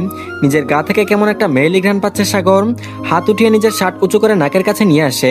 শুষে নেয় সেখানে থাকা মেয়েলি ঘ্রাণ। ভোর রাতের দিকে উষাকে কুলে করে গাড়িতে নিয়ে এসেছে সে। উষার মাথা ছিল সাগরের কাঁধে, সারা শরীর চিপকে ছিল একে অপরের সাথে। সাগর মুচকে হাসলো। সাগরের এই মুহূর্তে ইডি শিরানের শেপ অফ ইউ গানটা মনে হচ্ছে। সে বিড়বিড় করে গাইতে লাগলো কয়েক line. Last night you were in my room and now bedsheet smell like you. গান গাওয়া শেষে মিষ্টি করে হাসলো সাগর। বিড়বিড় করে বলল, বেডশিট হবে না, আমার শার্ট হবে। সাগর ফুরফুরে মেজাজে এগিয়ে আসতে লাগলো উষার কাছে। সামনে তাকাতে দেখলো একটা অপরিচিত ছেলের সাথে উষা কথা বলছে। উষার সামনে দাঁড়িয়ে কি কথা বলছে যেন ছেলেটা। মুখে তার শয়তানি হাসি, চোখে কামুকতা। সাগরের মেজাজ খারাপ হলো। হাত দুটি মুষ্টিবদ্ধ করে সামনে এগোলো সে। কিছুটা কাছাকাছি আসতেই ছেলেটার কথায় সাগরের কানে এলো, ভালো অফার দিচ্ছি, রাজি হচ্ছ না কেন? তোমাকে দেখেই বোঝা যাচ্ছে তুমি অসহায়, বিপদে আছো, তাই তো সাহায্য করতে যাচ্ছি। উষা তেজ নিয়ে বলল, আমি চেয়েছি আপনার সাহায্য। উষার ঝাঁঝালো আর শক্ত গলার স্বর। রাগে ফুঁসছে সে। কিছুটা রাগ সাগরের উপরেও। লোকটার কোনো আক্কেল নেই। সাগর থমকে দাঁড়ায়, শুনতে চাই উষা কি বলে, কিন্তু রাগ লাগছে ভীষণ ওর। আবারও লোকটা বলল, চাইলে আজকে সারাদিন আর সারা রাত আমার সাথে কাটাতে পারো, ডাবল পেমেন্ট করব। তোমাকে এভাবে দেখে আমি সন্তুষ্ট হয়েছি। বাকিটা দেখিয়ে যদি সন্তুষ্ট করতে পারো তাহলে পয়সা ডাবল। একটা অপরিচিত পুরুষ, তার উপর পরপুরুষের মুখে নিজেকে নিয়ে এমন কুরুচিপূর্ণ কথা উষাকে আহত করলো। রাগে হিতাহিত জ্ঞানশূন্য হলো। নিজের প্রতি ঘৃণা জন্মেছে। সাগর আর দাঁড়িয়ে থাকতে পারলো না। রাগে তার কপালের শিরাগুলো দৃশ্যমান হয়ে উঠেছে। মুখটা রক্তিম হয়ে গেছে মুহূর্তেই। সকাল বিদায় রেস্টুরেন্টেও তেমন কোনো মানুষের ভিড় নেই। চোখ মুখ শক্ত করে এগিয়ে এলো ছেলেটির দিকে। এই ছেলেকে আজকে সে কি করবে তা সে নিজেও জানে না। কাল রাত থেকে রাগে মাথা ফেটে যাচ্ছে তার, আবার এখন এই নাটক। উষার বসে থাকতে পারল না, হুট করে দাঁড়িয়ে যায়। রাগে পুরো শরীর কাঁপছে তার। উষার মনে হচ্ছে এই মুহূর্তে সে অভিমুখে দাঁড়িয়ে থাকা ছেলেটাকে খুন করেও ফেলতে পারে। অচেনা ছেলেটির অগ্নিরূপ ধারণ করা কোমল রমণীকে দেখে তীক্ষ্ণ নজিরে দেখতে ভয়ঙ্কর লাগছে তার নিজের কাছে। উষা ঠাস করে এক থাপ্পড় বসায় ছেলেটির গালে। সাগর থাপ্পড়ের দৃশ্য দেখে দাঁড়িয়ে যায়। ঠিক উষার পিছনেই সে, আর এক কদম এগুলোই উষার পিঠের সাথে নিজের বুক গিয়ে ঠেকবে। থাপ্পড় দিয়ে উষা তেজি কণ্ঠে বলল, জানোয়ার, তোর ঘরে মা বোন নেই? মেয়ে মানুষ দেখলে শরীরের রক্ত গরম হয়ে যায়, তাই না? তোর মতো রাস্তার কুত্তার দিকে কে নজর দিবে? আমি একজন বিবাহিত মেয়ে। ঘরে আমার তোর থেকে হ্যান্ডসাম আর ভদ্র একটা স্বামী আছে। দুনিয়ার সব পুরুষের থেকেও বেস্ট সে। তোর মতো নর্দমার কিডদের দিকে আমি ফিরেও তাকাই না। ছেলেটি গালে হাত দিয়ে রক্তচক্ষু নিয়ে তাকিয়ে থাকে উষার দিকে, যেন কাঁচা চিবিয়ে খাবে। সাগর উষার উত্তরে সন্তুষ্ট। ও ভেবেছিল তার চাচির কিছু স্বভাব হয়তো উষার মধ্যে থাকবে, কিন্তু না, তাকে ভুল প্রমাণ করে দিয়ে কি অবলীলায় বলে দিল, আমি একজন বিবাহিত মেয়ে। ঘরে আমার তোর থেকেও হ্যান্ডসাম আর ভদ্র একটা স্বামী আছে। দুনিয়ার সব পুরুষের থেকেও বেশ সে। উষার বাক্যগুলো সাগরের মন ছুঁয়েছে, মনে ধরেছে। সাগর বেশ রুক্ষ আর গম্ভীর স্বরে বলল, কি সমস্যা, কি হচ্ছে এখানে? পরিচিত কণ্ঠস্বর কর্ণকুহর হতে উষা পেছন ফিরে চায়। সাগরের অগ্নিরূপ দেখে সে, উষার সাথে সেই ছেলেটিও তাকায় সাগরের দিকে। উষা যতই সাহস দেখিয়ে থাপ্পড় দিক না কেন, ভিতরে ভিতরে ঠিকই ভয় পাচ্ছিল। প্রিয় মানুষটিকে দেখে আর নিজেকে ঠিক রাখতে পারলো না। কাঁপতে থাকা শরীর নিয়ে ঝাঁপিয়ে পড়লো সাগরের বুকে। বিয়ের পরে এই প্রথম স্বেচ্ছায় উষা সাগরের সান্নিধ্য এসেছে। সাগরও উষার পিঠে হাত রাখলো। পরপর উষাকে সরিয়ে এগিয়ে গেল ছেলেটার দিকে। এতক্ষণে আশেপাশে মানুষের ভিড় জমে গেছে। রেস্টুরেন্টের মালিক উষাদের পরিচিত, কিন্তু তিনি এখন নেই। ম্যানেজার আছেন, ম্যানেজারও চিনে তাদেরকে। ম্যানেজার সহ বাকি স্টাফরাও এলো সেখানে। সাগর সেসবের তোয়াক্কা করলো না। অপরিচিত ছেলেটা কিছু বলার আগে সাগর এলোপাথারি মারতে শুরু করলো তাকে। ছেলেটিও বসে নেই, সেও আত্মরক্ষার জন্য লড়াই করতে লাগলো। উষার খারাপ লাগছে এভাবে ধস্তাধস্তি দেখে। এক পাকে সেই ছেলেটি একটা গ্লাস ভেঙে সেটা দিয়ে আঘাত করে বসে সাগরের হাতে। আঘাত লাগার দরুন সাগরের হাত আলগা হয়ে যায়। সেই ফাঁকে সেখান থেকে পালিয়ে যায় ছেলেটি। ম্যানেজার সহ সবাই দুজনকে সারাতে চেষ্টা করছিল। সাগরের আঘাত লাগায় সবাই ওকে নিয়ে পড়ে গেল। এদিকে সাগরের হাতে রক্ত দেখে আর এসব মারামারি দেখে উষা আর ঠিক থাকতে পারলো না। মাথা ঘুরে পড়ে গেল সেখানেই। একজন স্টাফ গেল উষাকে তুলতে। সাগর সেটা দেখে নিজের আঘাতপ্রাপ্ত স্থানটা চেপে ধরে উঠে দাঁড়ায়। ছেলেটিকে শাসনের মতো করে চোখ পাকায়। রক্তচক্ষু নিয়ে শক্ত কণ্ঠে বলল, ডোন্ট ট্রাই টু টাচ হার। সাগরের অমন শক্ত কণ্ঠে স্টাফ সেখানেই দাঁড়িয়ে যায়। ম্যানেজার বিচলিত হয়ে বলল, স্যার, আপনার হাত অনেকটাই কেটে গেছে, ইনফেকশন হতে পারে। ম্যামকে সহ আপনাকে ডক্টরের কাছে যেতে হবে। সাগর উত্তর দিল না। রক্তমাখা হাত দিয়ে আবারও কুলে তুলে নিল উষাকে। তারপর বলল, স্যার, আপনার হাতে ব্যথা, কাজ ভিতরে চলে গেছে, প্রবলেম হবে। সাগর শুধু গম্ভীর কণ্ঠে বলল, আই ক্যান হ্যান্ডেল ইট। পরপর বেরিয়ে গেল রেস্টুরেন্ট থেকে। ওই বাসটাকে তো সে পরে দেখে নেবে। এখান থেকে বাসা বেশি দূরে নয়, ড্রাইভ করে যেতে পারবে সে। 5 থেকে 10 মিনিট লাগবে মাত্র। রৌদ্রোজ্জ্বল দিন, চারিদিকে মানুষের কোলাহল। বরযাত্রীরা সকলে যে যার মতো তৈরি হতে ব্যস্ত। এত বেলা হয়ে যাওয়ার পরেও যখন সাগর আর উষা নিচে নামেনি, লিপি বেগমের মনে কেমন খটকা লাগলো। সকালেই ডেকে যেত, কিন্তু ছেলে আর ছেলের বউ একসাথে আছে ভেবে সংকোচে আর আসেনি। এবার বিষয়টা বাড়াবাড়ি হয়ে যাচ্ছে। লিপি বেগম এবার চললেন ছেলে আর ছেলের বউকে ডাকতে। কয়েক সিঁড়ি পেরোতেই পথিমধ্যে দেখা হয় সাদাফের সাথে। সাদাফ বলল, কোথায় যাচ্ছ বড় আম্মু? সাদাফকে দেখে যেন মেঘ না যেতেও জল পেয়ে গেলেন। যাক, এবার সাদাপ নিজে গিয়ে না হয় তাদের ডেকে আনবে। তারপর বলল, হ্যাঁ রে, যাচ্ছিলাম উষা আর সাগরকে ডাকতে, এত বেলা হয়ে গেল এখনো উঠলো না। সাদাপ বলল, ওরা নাই, ভাইয়া তো ভোররাতেই চলে গেছে বড় আম্মু, উষাকে সঙ্গে নিয়ে গেছে। সাদাপের ভাবলেশীন ভাবে উত্তর দেওয়া লিপি বেগম অবাক হলেন। ভোররাতে চলে গেছে মানে? এলোই তো মধ্যরাতে, আবার চলে গেল কেন? তাও কাউকে না বলে। তারপর বললেন, কি বলছিস, চলে গেছে মানে? কেন, কাউকে তো কিছু বলেনি, আমাকেও তো বললো না। সাদাপ বলল, তোমাদের ছেলেকে তুমি চেনো না? নিজের বউকে এভাবে অপমান করেছে, আর সে কি থাকবে এখানে? তারপর বললেন, উষাকেও নিয়ে গেছে। সাদাপ বলল, হুম। বলেই সাদাপ আর দাঁড়ালো না, এখানে অনেক কাজ বাকি। ভোর রাতে সবার আড়ালে বাড়ি থেকে বের হতে সাগরকে উষাকে সাদাপই সাহায্য করেছে। তার মন মেজাজ এমনিতেই ঠিক নেই, মাঝে মাঝে কাউকে মেরে ফেলতে ইচ্ছে করে তার। লিপি বেগম অবশ্য খুশিই হলেন, তাদের নিজেদেরও এখানে থাকতে ইচ্ছে করছে না। বাড়ির সকলেই চান সাগর যেন উষাকে মেনে নেই। এমন না যে উষার জন্য ছেলে খুঁজে পাওয়া যাবে না, কিন্তু একটা সম্পর্ক যেহেতু গড়েছে সেটা ভাঙতে চাচ্ছেন না। তাও আবার নিজেদের মধ্যে বিয়েটা হয়েছে। উষারও সাগরের প্রতি দুর্বলতা আছে, আর উষার মতো একটা মেয়েকে কেউ অপছন্দ করতে পারে নাকি? এমনিতেই মেয়েটার মায়ের জন্য নিজেকে অপমানিত হতে হয়, তারপরে যদি আবার স্বামী সংসার হারা হয়, এই সমাজে উষার মাথা উঁচু করে বাঁচাই দায়ী হয়ে যাবে। লিপি বেগম নিচে আসতেই মারিয়া জামানের ভাবি জিজ্ঞাসা করলেন, আপা, সাগররা উঠেনি?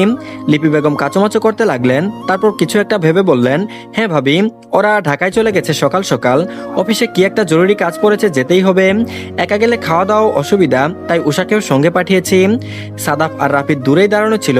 বড় আম্মুর কথায় দুজনে আর চোখে তাকায় লিপি বেগমের দিকে। জাহানারা বেগম ব্যথিত হলেন। তিনি খুব ভালোভাবে বুঝতে পেরেছেন নিজের মায়ের করা অপমানের জন্য ওরা কারোর সাথে দেখা না করেই চলে গেছে।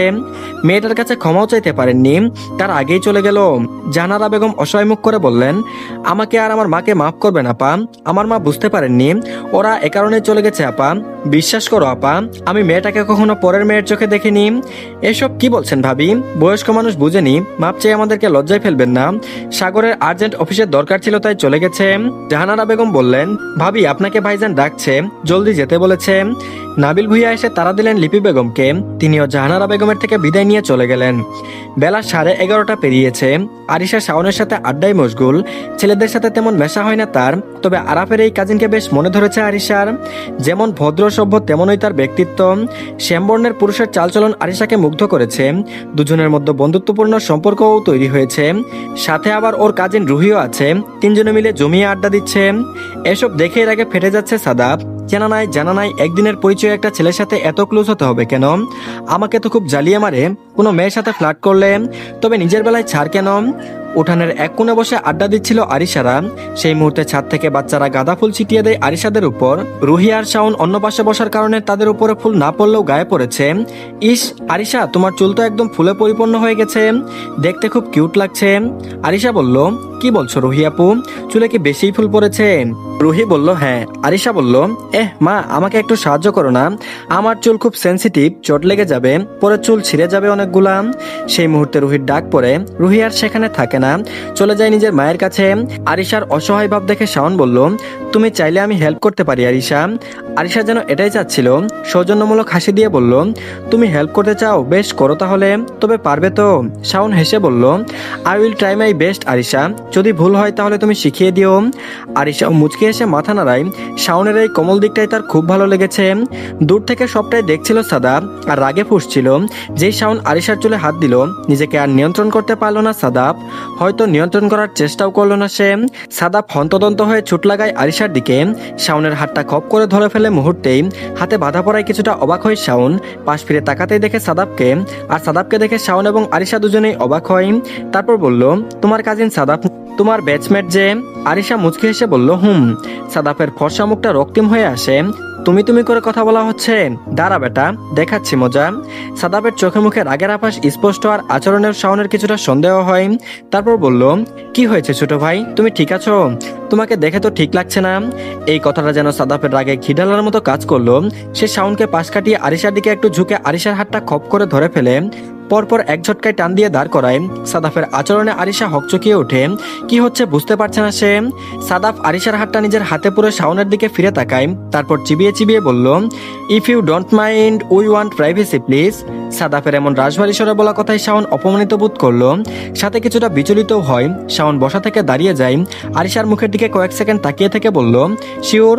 বলেই শাওন চলে যায়। আরিশা পিছু ডাকতে চেয়েও ডাকেনি সাদাবকে দেখে। সাদাব অগ্নিচক্ষু নিয়ে তাকায় আরিশার দিকে। আরিশাও তারপরে রাগী দৃষ্টিতে তাকিয়ে আছে সাদাবের দিকে। তেজি কণ্ঠে জানতে চাই, কি সমস্যা তোর? তুই ওর সামনে এমন বিহেভ করলি কেন? কি ভাববে ও? আর হাত ধরে রেখেছিস কেন? হাত ছাড়। বলেই সাদাবের মুঠোয় বন্দি থাকা নিজের হাতটাকে ছাড়াতে লেগে পড়লো আরিশা। সাদাব ভ্রুজোড়া কঞ্চিত করে ফেলে আশেপাশে তাকিয়ে দেখে অনেক মানুষ আছে।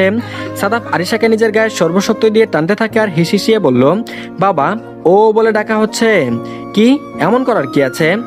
আর আমার হাত ধরে এভাবে টানছিস কেন? ছাড় বলছি। সাদাব বলল, যখন ও তোর গায়ে হাত দিচ্ছিল, চুলে হাত দিচ্ছিল, তখন কোথায় ছিল এই অগ্নিরূপ? ছেলে দেখলেই গলে গলে পড়িস না। আবার ও কিভাবে সেটাও ভাবতে হয় তোকে। বাহ, ভালো উন্নতি হচ্ছে আমার ফুফুর মেয়ের। আরিশা বলল, মুখে লাগাম টান, একদম বাজে কথা বলবি না। হাত ছাড় আমার। তোর মতো আমার চরিত্রের দোষ নেই যে ছেলে দেখলেই গায়ে ঢলে পড়বো। তুই তো মেয়ে দেখলেই গলে পড়িস, হুঁশ হারিয়ে ফেলিস, সবাই প্লে বয় বলে তোকেই জানে।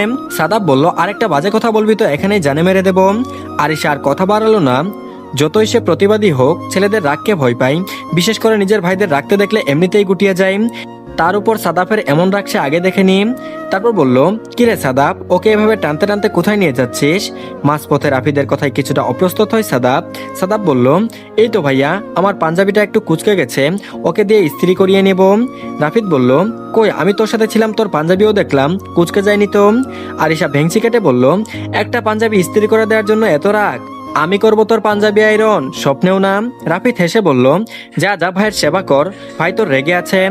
সাদাব তাকাতেই রাফিদ মুখে আঙুল দিয়ে চুপ হয়ে যাওয়ার ভান করে বলল, পাঞ্জাবি কেন, আমার ঘরের টাইলস তোকে দিয়ে মুছাবো, লিখে রাখ। কোনো মতে আরিশাকে নিয়ে ছাদে আসে সাদাব, তারপর দাঁতে দাঁত পিষে বলল, ওই শাওনের সাথে তোর এত কিসের কথা, ওই ছেলে তোর সাথে এত চিপকে থাকে কেন? আরিশা বলল, তাতে তোর সমস্যা কি? আমার সাথে কে চিপকে থাকবে না থাকবে সেটা আমার ব্যাপার, তুই এটাতে নাক গলাস কেন? সাদাব বলল, একটা বাইরের ছেলের সাথে এত কথা থাকবে কেন তোর? আরিশা বলল, শাওন বাইরের ছেলে, এটা তোকে কে বলল? সাদাব বলল, বাইরের না তো কি, দেখ কথা বাড়াবাই না বলে দিলাম, ফারদার আমি যেন তোকে ওর সাথে না দেখি। আরিশা বলল, তোর কথা আমি কেন শুনবো, আমি কবে তোকে এভাবে শাসাই? কয়দিন গিয়ে জানতে চেয়েছি এই মেয়ে ওই মেয়ের সাথে কেন কথা বলিস, আমি কোনোদিন তোর কাজে বাধা দিয়েছি? সাদাব বলল, এত কথা শুনতে চাচ্ছি না, আমি বলেছি ওর সাথে যাবি না মানে যাবি না। আরিশা বলল, আমি যাবই। সাদাব রাগের দেওয়ালে পাঁচ বসিয়ে দিল। আরিশা গুটিয়ে গেলেও দমে যায়নি। তারপর বলল, যা যা এক্ষুনি আমার সামনে থেকে যা, ফারদার আমার সামনে আসবি না। আরিশাও আর দাঁড়ালো না, রাগে গজগজ করতে করতে বেরিয়ে গেল। মগের মুল্লুক নাকি, তার কথা কেন শুনতে হবে? সাদাব নিজেকে ধাতস্থ করার জন্য জোরে জোরে শ্বাস নিচ্ছে, রাগ লাগছে প্রচুর। আর এদিকে সাগর উষাকে বাসায় রেখে বেরিয়েছে, ডাক্তার দেখাতে হবে, হাতে অনেক বেশি জখম হয়েছে, তার উপরে কাজ, অ্যান্টিবায়োটিক নিতে হবে। উষা ঘুমে আছে, প্রেশার বেড়েছে, ঘুমাতে হবে ওর। পারিবারিক ডক্টরের সাথে কথা বলে ঔষধও খাইয়ে দিয়েছে সাগর। ডাক্তারের কাজ শেষ করে সাগর এসেছে রেস্টুরেন্টের গালিবার নেহালের সাথে দেখা করতে। তারপর বলল, সরি দেরি হয়ে গেল। নেহাল এতক্ষণ খেয়াল করেনি। তারপর বলল, তোর হাতে কি হয়েছে রে, ব্যান্ডেজ কেন? গালিবও বিচলিত হলো, প্রিয় বন্ধুকে আহত অবস্থায় দেখে মনটা ভেঙে গেছে, ভেবেছিল একটু মজা করবে। গালিব বলল, তোর ঠোঁটের কোণ এত লাল কেন, হাতে ব্যান্ডেজ কেন, অ্যাক্সিডেন্ট করেছিস? সাগর বলল, না তেমন কিছু না। নেহাল ছটফটিয়ে উঠল, ছোট থেকে একসাথে বড় হয়েছে, নিজের ভাই আবার সবচেয়ে কাছের বন্ধু, ভাইয়ের এমন অবস্থা দেখে নেহালের খারাপ লাগছে ভীষণ। তারপর বলল, ছেড়ে কাশ, কি হয়েছে তোর, আমাদেরকে জানাসনি কেন? সাগর সবকিছু খুলে বলল নেহাল আর গালিবকে। সাগরের সাথে তারা দুজনেই রাগান্বিত হয়েছে, হবে নাই বা কেন, মেয়েদের জন্য এসব কতটা কষ্টের এটা শুধু মেয়েরাই জানে। তার উপরে রাতে ঘটে যাওয়া কাহিনীও বলেছে। যাই হয়েছে খুবই খারাপ হয়েছে, ওই বেটাকে খুঁজে বের করলেই হয়, খোঁজখবর নে, বাড়ি কোথায় এর। আর তোকে বলি সাগর, উষার মধ্যে এমন কোনো সমস্যা আমি দেখি না যে কারণে তার সাথে সংসার করা যাবে না। কেন এমন মেয়েটাকে সব জায়গায় ছোট করছিস? যাই হয়েছে খুব খারাপ হয়েছে, ওই বেটাকে খুঁজে বের করলেই হবে, খোঁজখবর নে, বাড়ি কোথায় এর। আর তোকে বলি সাগর, উষার মধ্যে এমন কোনো সমস্যা আমি দেখি না যে কারণে তার সাথে সংসার করা যাবে না। কেন এমন করে মেয়েটাকে সব জায়গায় ছোট করিস? নেহাল বলল, বাদ দে গালিব, এসব আর নতুন কি, ও যদি মানুষের মান সম্মানের কথা ভাবতো তাহলে আজকে ওদের সম্পর্ক এই স্টেজে থাকতো না। গালিব বলল, সাগর ভাই আমাকে আজকে একটু খুলে বলতো তোর আসল ভয়টা কোথায়? সাগর বলল, আগে আরো বহুবার বলেছি, আজকে নতুন করে বলার কিছু নেই। সাগরের গম্ভীর স্বর, চোখে মুখে চাপা হতাশা দেখা যাচ্ছে।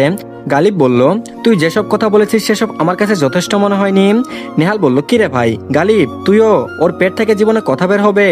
ও কেমন চাপা স্বভাবের জানিস না তুই, ওকে মন দিয়ে না নিজের ব্রেন খাটিয়ে বুঝতে শিখ। গালিব বলল, আমি বহুত আগেই বুঝে গিয়েছি। সাগর বলল, আমারে উদ্ধার করছস তোরা দুইজনে।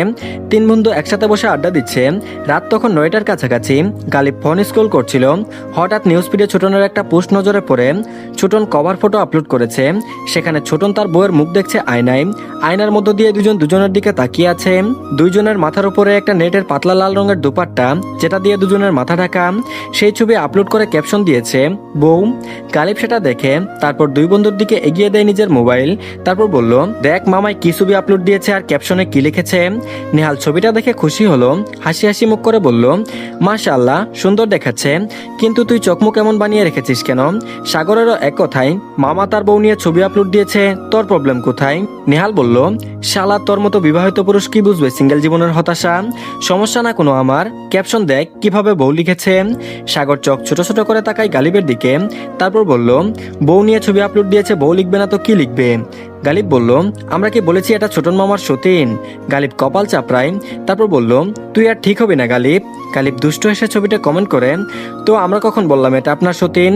সাগর উঠে দাঁড়ায়, তারপর বলল, আমি যাই, তোরা থাক। আর ফিদান যেন কিছু না জানে, উষা বাসায় একা আছে, ঘুম ভাঙার সময় হয়ে আসছে। গালিব বলল, হ্যাঁ হ্যাঁ যা যা, এমনিতেই তো বউ হিসেবে মানতে চাও না, আবার রাত হলেই বউ ছাড়া চোখে দেখো না। নেহাল খুক খুক করে শুকনো কাশি দেয়, হাজার হোক নিজেরই ভাই বোন। গালিবের মাথায় গাট্টা মেরে বলল, লেখাপড়া হুদাই করেছিস তুই। সাগর বেরিয়ে যায় বাসার উদ্দেশ্যে।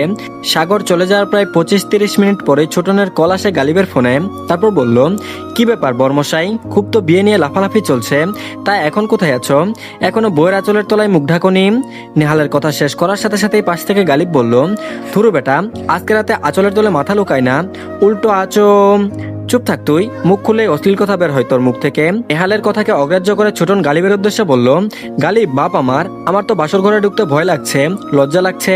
নেহাল গালিবের মুখ থেকে হাত সরাই, তারপর বলল, দেখ শালা মামার অবস্থাটা দেখ, একটু আগে ছবি পোস্ট করলো বউকে সাথে নিয়ে, এখন নাকি বাসর ঘরে ঢুকতে ভয় করে। গালিব বলল, চুপ থাক মামা, নার্ভাস। মামা বলল, কি হলো, কিছু বলছো না কেন?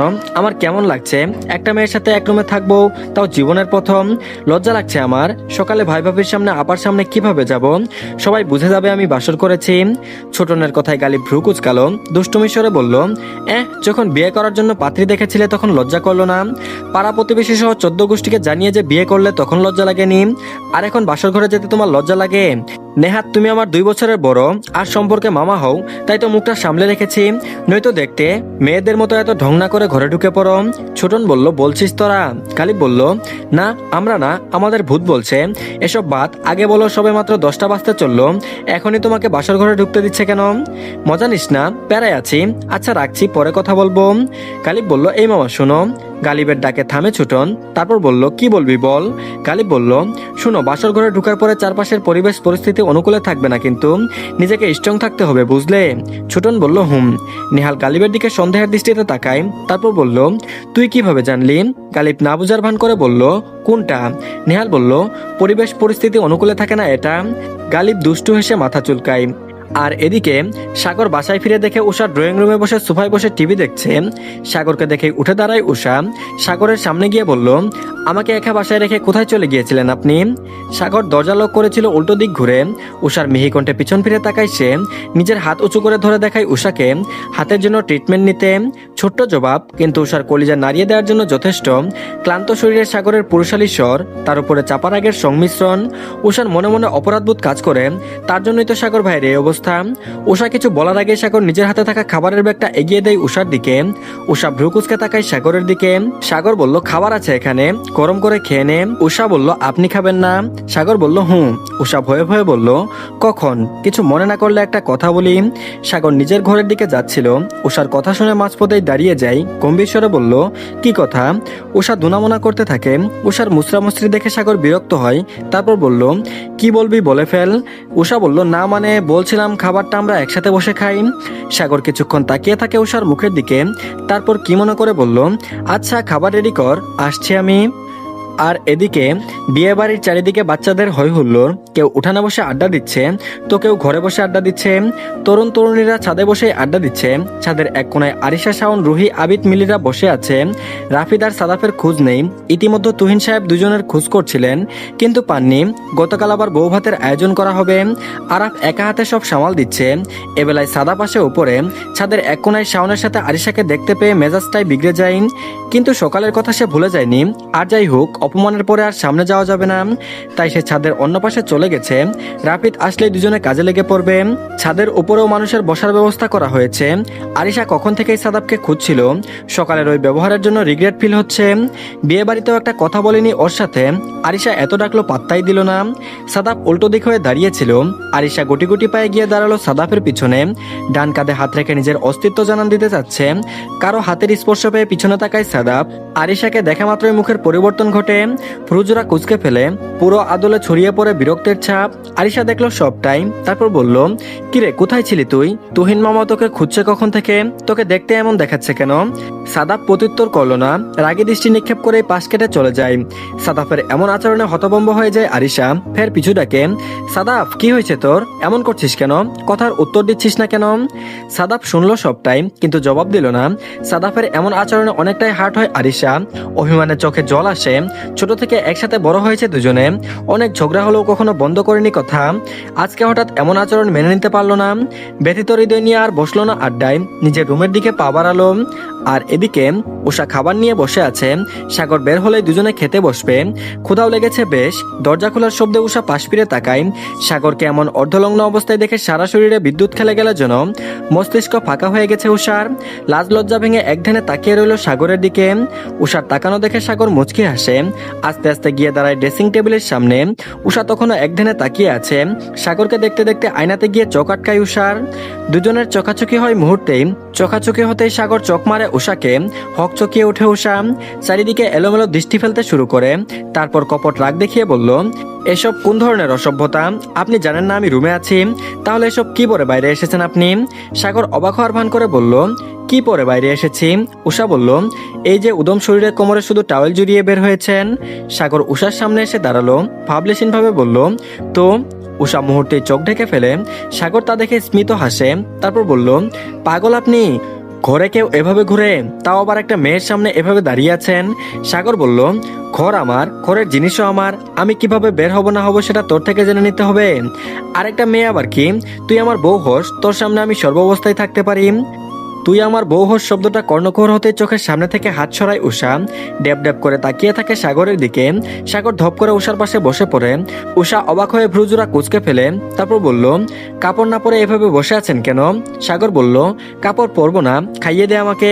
উষা বলল, কি? আমি খাইয়ে দিব? সাগর বলল, হ্যাঁ, দেখতে পাচ্ছিস না হাতে ব্যথা? উষা তাকালো সাগরের হাতের দিকে। সে না হয় খাইয়ে দিব, কিন্তু এভাবে না, আপনি কাপড় পরে আসুন। উষা লজ্জায় তাকাতে পারছে না, গালে লজ্জার রক্তিম আভা ছড়িয়ে পড়েছে, বুকের ভেতর ড্রিম ড্রিম শব্দ হচ্ছে। আর এভাবে সামনে বসে থাকলে উষা যে কোনো মুহূর্তে উল্টাপাল্টা কাজ করে বসে থাকবে। কিন্তু সাগর অনর, সে জামা কাপড় পরবে না, একথা তাকে এভাবেই খাওয়াতে হবে। সাগর উষার লজ্জা উপভোগ করছে। মেয়েটা কেমন লজ্জায় মিয়ে গেছে একদম। উষা আর কথা বাড়ায় না, খাবারের প্লেটটা হাতে তুলে নেয়। এক লোকমা বিরিয়ানি তুলে সাগরের মুখের সামনে ধরে। সাগর বিড়বিড় করে মুখে পুরে নেয়, কিন্তু বিপত্তি বাদে মুখে লোকমা দিতে গিয়ে সাগর ইচ্ছে করে উষার আঙুলে কামড় বসায়। উষা মৃদু আর্তনাদ করে ওঠে, রক্তচক্ষু নিয়ে তাকায় সাগরের দিকে। এমনিতেই কিন্তু খালি গায়ে বসে আছেন, তার উপর হাতে কামড় দিচ্ছেন, এমন করলে কিন্তু আরেকটা দানাও পেটে পড়বে না আপনার। সাগর দুই হাত উপরে তুলে চোখে মুখে কৃত্রিম ভয়ের ভাব ফুটিয়ে তুলে বলল, ওরে বাবারে, খুব ভয় পেলাম। উষার মুখটা কাদো কাদো হয়ে যায়। বেটা ইচ্ছে করে তাকে নিয়ে মজা নিচ্ছে। তারপর বলল, সত্যি আমি চলে যাব কিন্তু, বলেই উঠে দাঁড়ায় উষা। উষা উঠে দাঁড়াতেই সাগর উষার বাম কবজি শক্ত করে ধরে। বাধা পেয়ে পিছন ফিরে তাকায় উষা। একবার নিজের হাত তো আরেকবার সাগরের মুখের দিকে তাকায়। সাগর বলল, বললেই হয় তুই কন্ট্রোললেস হয়ে যাচ্ছিস। নিজের হট হ্যান্ডসাম এন্ড ড্যাশিং হাজবেন্ডকে এভাবে দেখে কন্ট্রোল হারাচ্ছিস। উষা যেন এবার কেঁদেই দিবে। রাগ আর লজ্জার মিছিলে নাক মুখ লাল হয়ে গেছে তার। তারপর বলল, খেতে হবে না আপনাকে, গেলাম আমি। সাগর বলল, বস, খাওয়ানো শেষ করে টি শার্ট পরিয়ে দিবি। উষা রাগ দেখালো না, খাওয়ানো শেষ করে টি শার্ট পরিয়ে দিল সাগরকে। ঔষধও নিজেই খাইয়ে দিল। খাওয়া দাওয়া শেষে সাগর আবারও নিচতলায় অফিস কক্ষে গেল। উষাকে বলে গেল সে যেন সাগরের রুমেই থাকে, পুরো বাড়ি খালি, একা অন্য রুমে থাকার দরকার নেই। উষাও চুপচাপ শুয়ে পড়ে। একা একা বোর হচ্ছে, সাথে ভয়ও করছে। সাগর বলে গিয়েছিল 5 থেকে 10 মিনিটের মধ্যেই ফিরে আসবে, কিন্তু এলো না। আর এদিকে সাগর যখন রুমে আসে তখন ঘড়িতে 1:18। রুমে ঢুকে দেখে বিছানায় এলোমেলো হয়ে ঘুমোচ্ছে উষা। ঘুমের ঘরে নিজের অবস্থান ভুলে গেছে, বুকের উপর থেকে শাড়ির আঁচল সরে গেছে, উন্মুক্ত হয়ে আছে উষার মসৃণ ফর্সা উদরখানা, হাঁটু অবধি উঠে গেছে শাড়ি। সাগর দেখলো সবই, নিজের ভিতরে যেন ঝড় শুরু হয়ে গেছে। অস্থিরতায় বুকে ব্যথা অনুভব করছে সাগর। নিজের হাঁফফাঁস অবস্থা দেখে বিড়বিড় করলো, শাড়ি ঠিক রাখতে পারবেন না যখন চেঞ্জ করে নিলেই পারতো, এভাবে আমাকে ফাঁসানোর কোনো মানে আছে? উষার দিকে এগিয়ে যেতেও ভয় পাচ্ছে সাগর, যদি ভুল কিছু করে বসে। কিন্তু উষা এভাবে থাকলে আর সহ্য করতে পারবে না সাগর। কয়েকবার ঢুক গিলে নিয়ে নিজের ভিতরে চলতে থাকা ঝড় নিবারণ করতে চাই। বড় বড় শ্বাস ফেলে দ্রুত পায়ে এগিয়ে যায় উষার কাছে। শাড়ির আঁচল ঠিক করে দেয়, পা ঢেকে দেয়, সবশেষে কম্পিউটার দিয়ে ঢেকে দেয় উষার সমস্ত তনু। এতটুকু করতে যেন দম ফুরিয়ে যাচ্ছে। আর কোনো কিছু না ভেবে ঘরের লাইট অফ করে নিজেও এসে দুর্বল শরীরে গা এলিয়ে দেয় বিছানায়। পাশে কারো অস্তিত্ব অনুভব করে কোলবালিশ ভেবে সাগরকে জাপটে ধরে উষা। যেহেতু কোলবালিশ ছাড়া ঘুমাতে পারে না উষা, সাগরের বুকে মাথা রাখে। নড়েচড়ে ওঠে সাগর। পুরুষালী শরীরে নারী দেহের উষ্ণতা যেন অন্য কিছু জানান দিচ্ছে সাগরের মস্তিষ্কে। নিজের ওপর থেকে সরাতে চাই উষাকে, কিন্তু সাগর সফলতার মুখ দেখতে পায়নি। আবারও নিবিড়ভাবে জড়িয়ে ধরে উষা। এবার সাগর মিহি কণ্ঠে উষার কানের কাছে মুখ নিয়ে বলল, সুইট বি, উঠ, চোখ খুলে দেখ তুই কিভাবে আষ্টে পৃষ্ঠে জড়িয়ে ধরে আছিস আমাকে। উষার কোনো সারা শব্দ নেই। ঘুমে বিভোর উষা শুনলই না সাগরের কথাগুলো। সাগর ধৈর্যহারা হয়ে যাচ্ছে। এই মেয়েটা রীতিমতো পাগল করে দিচ্ছে তাকে। একে তো শাড়ি পরে ঘুরঘুর করছে সামনে, তার উপর আবার এভাবে জড়িয়ে ধরে আছে। উল্টাপাল্টা কিছু করে বসলে পরে আমাকে দোষারোপ করবি। দেখ, ভুল কিছু হয়ে গেলে আমাকে দোষী বানাতে পারবে না কিন্তু। প্রত্যুত্তরে ঘুম জড়ানো কণ্ঠে শুধু করে শব্দ করলো। শব্দ করে উঠে উষা। উষার তপ্তশ্বাসে সাগরের ভিতর যেন শুকিয়ে যাচ্ছে সবকিছু। তার উপর ঘুম জড়ানো কণ্ঠ। সাগরের আবার নিজেকে আরো অসহায় লাগছে। এবেলায় চোখ পিটপিট করে তাকায় উষা। দিনের বেলায় ঘুমানোর দরুন ঘুম এতটাও গাঢ় হয়নি তার। ওষুধের রিয়াকশন প্লাস দুর্বল শরীর থাকায় নিজের অবস্থান নিয়েও মাথা কামালো না। সাগরের মোহনীয় দৃষ্টি যেন উষাও ধরতে পারলো না। তারপর বলল, কি হয়েছে, ডিস্টার্ব করছেন কেন? নিজেও ঘুমান, আমাকেও ঘুমাতে দিন। সাগর বলল, এভাবে থাকলে কিভাবে ঘুমাবো? উষা বলল, তো কি হয়েছে? গত রাতেও তো এভাবেই ঘুমিয়েছিলাম আমরা। সাগর বলল, গতকালের ব্যাপার আর আজকের ব্যাপার আলাদা। উষা বলল, আমি ঘুমাবো? সারাদিন তো শুধু বকাঝকাই করেন, আদর করে কাছে তো টেনে নেন না, নিজেই তো আমাকে এভাবে ধরে ঘুমান। বলে আবারও সাগরের বুকে মাথা রাখলো উষা। সাগর উষার মাথায় হাত বুলিয়ে দিয়ে বলল, কি করছো সুইট বি? এমন করলে তো আমি কিন্তু কন্ট্রোলে থাকবো না। যদি কিছু করে ফেলি, নিজের বিপদ নিজে ডেকে আনতে চাইছো? উষা ঘুম জড়ানো কণ্ঠে আবারও বলল, কিছুই হবে না। সাগরের কপালে ভাঁজ পড়ে মাথা নিচু করে তাকায় উষার মুখের দিকে। ড্রিম লাইটের আলোতে যতটুকু দেখা যাচ্ছে অবাক স্বরে জানতে চাই, কেন কিছু হবে না কেন? উষা সেভাবেই অস্পষ্ট স্বরে বলল, কারণ আপনি তো আমাকে বউ হিসেবেই মানেন না, ডিভোর্সই দিয়ে দেবেন আমাকে, ভালোবাসেন না। আর ভালো না বাসলে কি কাউকে গভীরভাবে ছুঁয়ে দেওয়ার ইচ্ছা হয়? সাগর শুনলো উষার ঘুম জড়ানো কণ্ঠে অস্পষ্টভাবে বলা কথাটুকু। বুঝতে পারলো পুরোপুরি চেতনা না থাকলেও মেয়েটা ঘুমের ঘুরেও ডিভোর্সের কথাই ভাবে। এই কথাটা বলার সময় উষার ঘুম কিছুটা কেটে যায়। পুরোপুরি চেতনায় না থাকলেও মস্তিষ্ক কথা ধরতে পারছে, কিন্তু ঘুমের জন্য চোখ মেলে তাকাতে পারছে না। সাগর খুব স্নেহ নিয়ে বলল, কে বলেছে বউ হিসেবে মানি না? না মানলে কি তুই এখনো আমার সাথে আমার বিছানায় থাকতি? উষা বলল, আপনিই তো বলেন আমাকে বউ মানেন না, আর খালি বাড়ি বলে আমাকে এখানে ঘুমাতে বলেছেন। সাগর হাসলো, কৌতূহল নিয়ে বলল, যদি বউ হিসেবে মেনে নেই কি করবি তুই? উষা বলল, আপনাকে ভালোবাসবো, অনেক অনেক আদর করব, নিজে রান্না করে খাইয়ে দিব, আপনার জামা কাপড় খুলে দিব। সাগর এবার দুষ্ট এসে হাসকে টেনে বলল, খালি জামা কাপড় খুলবি, পরিয়ে দিবি না? উষা বলল, হ্যাঁ পরিয়েও দিব, জামা কাপড় ধুয়ে দিব, ইস্ত্রি করে দিব, যত্ন নিব আপনার। কিন্তু আপনি তো ভালোবাসেন না আমাকে, এসব করতেও দিবেন না। সাগর সময় নিল, উষার থুতনিতে হাত রেখে মাথা উঁচু করলো। তখন উষার চোখ বন্ধ, ঘুমে বরাবর ঢলে পড়ে যাচ্ছে। উষার কপালের উপরে এলোমেলো হয়ে পড়ে থাকা চুলগুলোকে নিয়ন্ত্রণে আনার জন্য ফু দিল সাগর। উষা কিছুটা কেঁপে উঠল সাগরের এমন আচরণে। নিভু নিভু দৃষ্টিতে চোখ মেলার চেষ্টা করলো উষা। সাগর উষার বৃদ্ধ আঙ্গুলে দিয়ে স্লাইড করতে করতে ফিসফিস করে ডিপ ভয়েসে বলল, আর যদি বলি ভালোবাসি? তরাক করে চোখ খুলল উষা। সাগরের দিকে স্তব্ধ দৃষ্টিতে তাকিয়ে রইল। চোখে ঘুম মুহূর্তেই গায়েব হয়ে গেছে। মস্তিষ্ক এখনো সাগরের কথা ধরতে পারছে না। বারবার ঢুক গিলতে লাগলো উষা। চোখে মুখে বিস্ময় ভাব স্পষ্ট। কি বলল সাগর ভাই? উষা সাগরের বাহু থেকে সরে আসতে চাইলো, দূরত্ব বাড়াতে চাইলো দুজনের মধ্যে। উষা সাগরের বুকে দুই হাত রেখে মাথা উঁচু করলো মাত্র। উষার হাবভাব বুঝতে পেরে কপালে ভাঁজ পড়ল সাগরের। কপাল কুঁচকেই বলল, কি হলো, উঠলি কেন? উষা অদ্ভুত দৃষ্টিতে তাকালো সাগরের দিকে। সাগরের হাতের বাঁধন থেকে ছাড়া পেতে চাইলো। সাগর তা বুঝতে পেরে আর এক দ্বন্দ্বও দেরি করলো না, এক ঝটকায় উষাকে বিছানায় ফেললো। পরপর নিজেও উষার উপরে ঝুঁকে আসে। উষা সাগরের এমন আচরণে, এমন কথাবার্তায় কিংকর্তব্য বিমূঢ় হয়ে যায়। অতি বিস্ময়ে রিয়াকশন দিতে ভুলে গেল যেন। উষা ভ্রু কুঁচকে অবাক দৃষ্টিতে তাকিয়ে রইল সাগরের দিকে। তারপর বলল, কোথায় যাচ্ছ সুইট বি? কাছে এসেছো নিজের ইচ্ছাতে, এখন দূরে যাবে আমার ইচ্ছাতে? উষার কুচকানো ভ্রুজোড়া আরো কুচকে যায়। উষা কিছু বলার পূর্বে নিজের ঠোঁটজোড়া অন্য কারোর দখলে অনুভব করে বিস্ময় চোখজোড়া কোটর থেকে বের হয়ে যাওয়ার উপক্রম। উষ্টের উষ্ণ সংঘর্ষ আর উন্মুক্ত উদরে পুরুষালী শক্তপোক্ত হাতের বিচরণে মিলিয়ে গেল উষার সমস্ত কায়া। সাগরের বুকে থাকা দুই হাত দিয়ে ক্রমাগত ধাক্কা দেওয়া শুরু করলো উষা। পুরুষালী বিশাল দেহটা বহন করাটা কষ্টকর হয়ে যাচ্ছে তার জন্য। তার উপরে সাগরের এমন অ্যাগ্রেসিভনেস শ্বাস বন্ধ করে আসার উপক্রম। সাগরের হাতের প্রতিটি স্পর্শে উষার শরীর অন্যরকম শিহরণ বয়ে যাচ্ছে। সারা শরীর জুড়ে সাগরের মাদকতা ছড়িয়ে পড়েছে। সময় যাচ্ছে, উষার হৃদয় অস্থির অশান্ত হয়ে উঠছে। শরীরের প্রত্যেকটা রক্তকণিকাও যেন উষার অস্থিরতা টের পাচ্ছে। উষা নিজেকে ছুটাতে বারবার উম করে আর্তনাদ করছে, কিন্তু সাগর তার কাজে ব্যস্ত। নিজের অশান্ত ভঙ্গিতে করা এক একটা স্পর্শ উষাকে পাগল করতে চাইছে যেন। উষার শ্বাস আটকে আসছে। সাগর উষার নাজেহাল অবস্থা অনুভব করতে পেরে ঠোঁট ছেড়ে গলায় চলে এলো। উষা পাগলের মতো হাঁপাতে লাগলো। অশান্ত ভঙ্গিতে এক একটা নিঃশ্বাস নিতে লাগলো নিজের ভিতরে। গলা ঘাড়ে সাগরের ভালোবাসার স্পর্শে দুর্বল প্রায় উষা। নিজের অস্তিত্ব টিকে রাখতে খামচে ধরে সাগরের মাথার চুল। উষার আশকারা পেয়ে সাগর হয়ে ওঠে আরো অশান্ত, অস্থির আর লাগাম ছাড়া।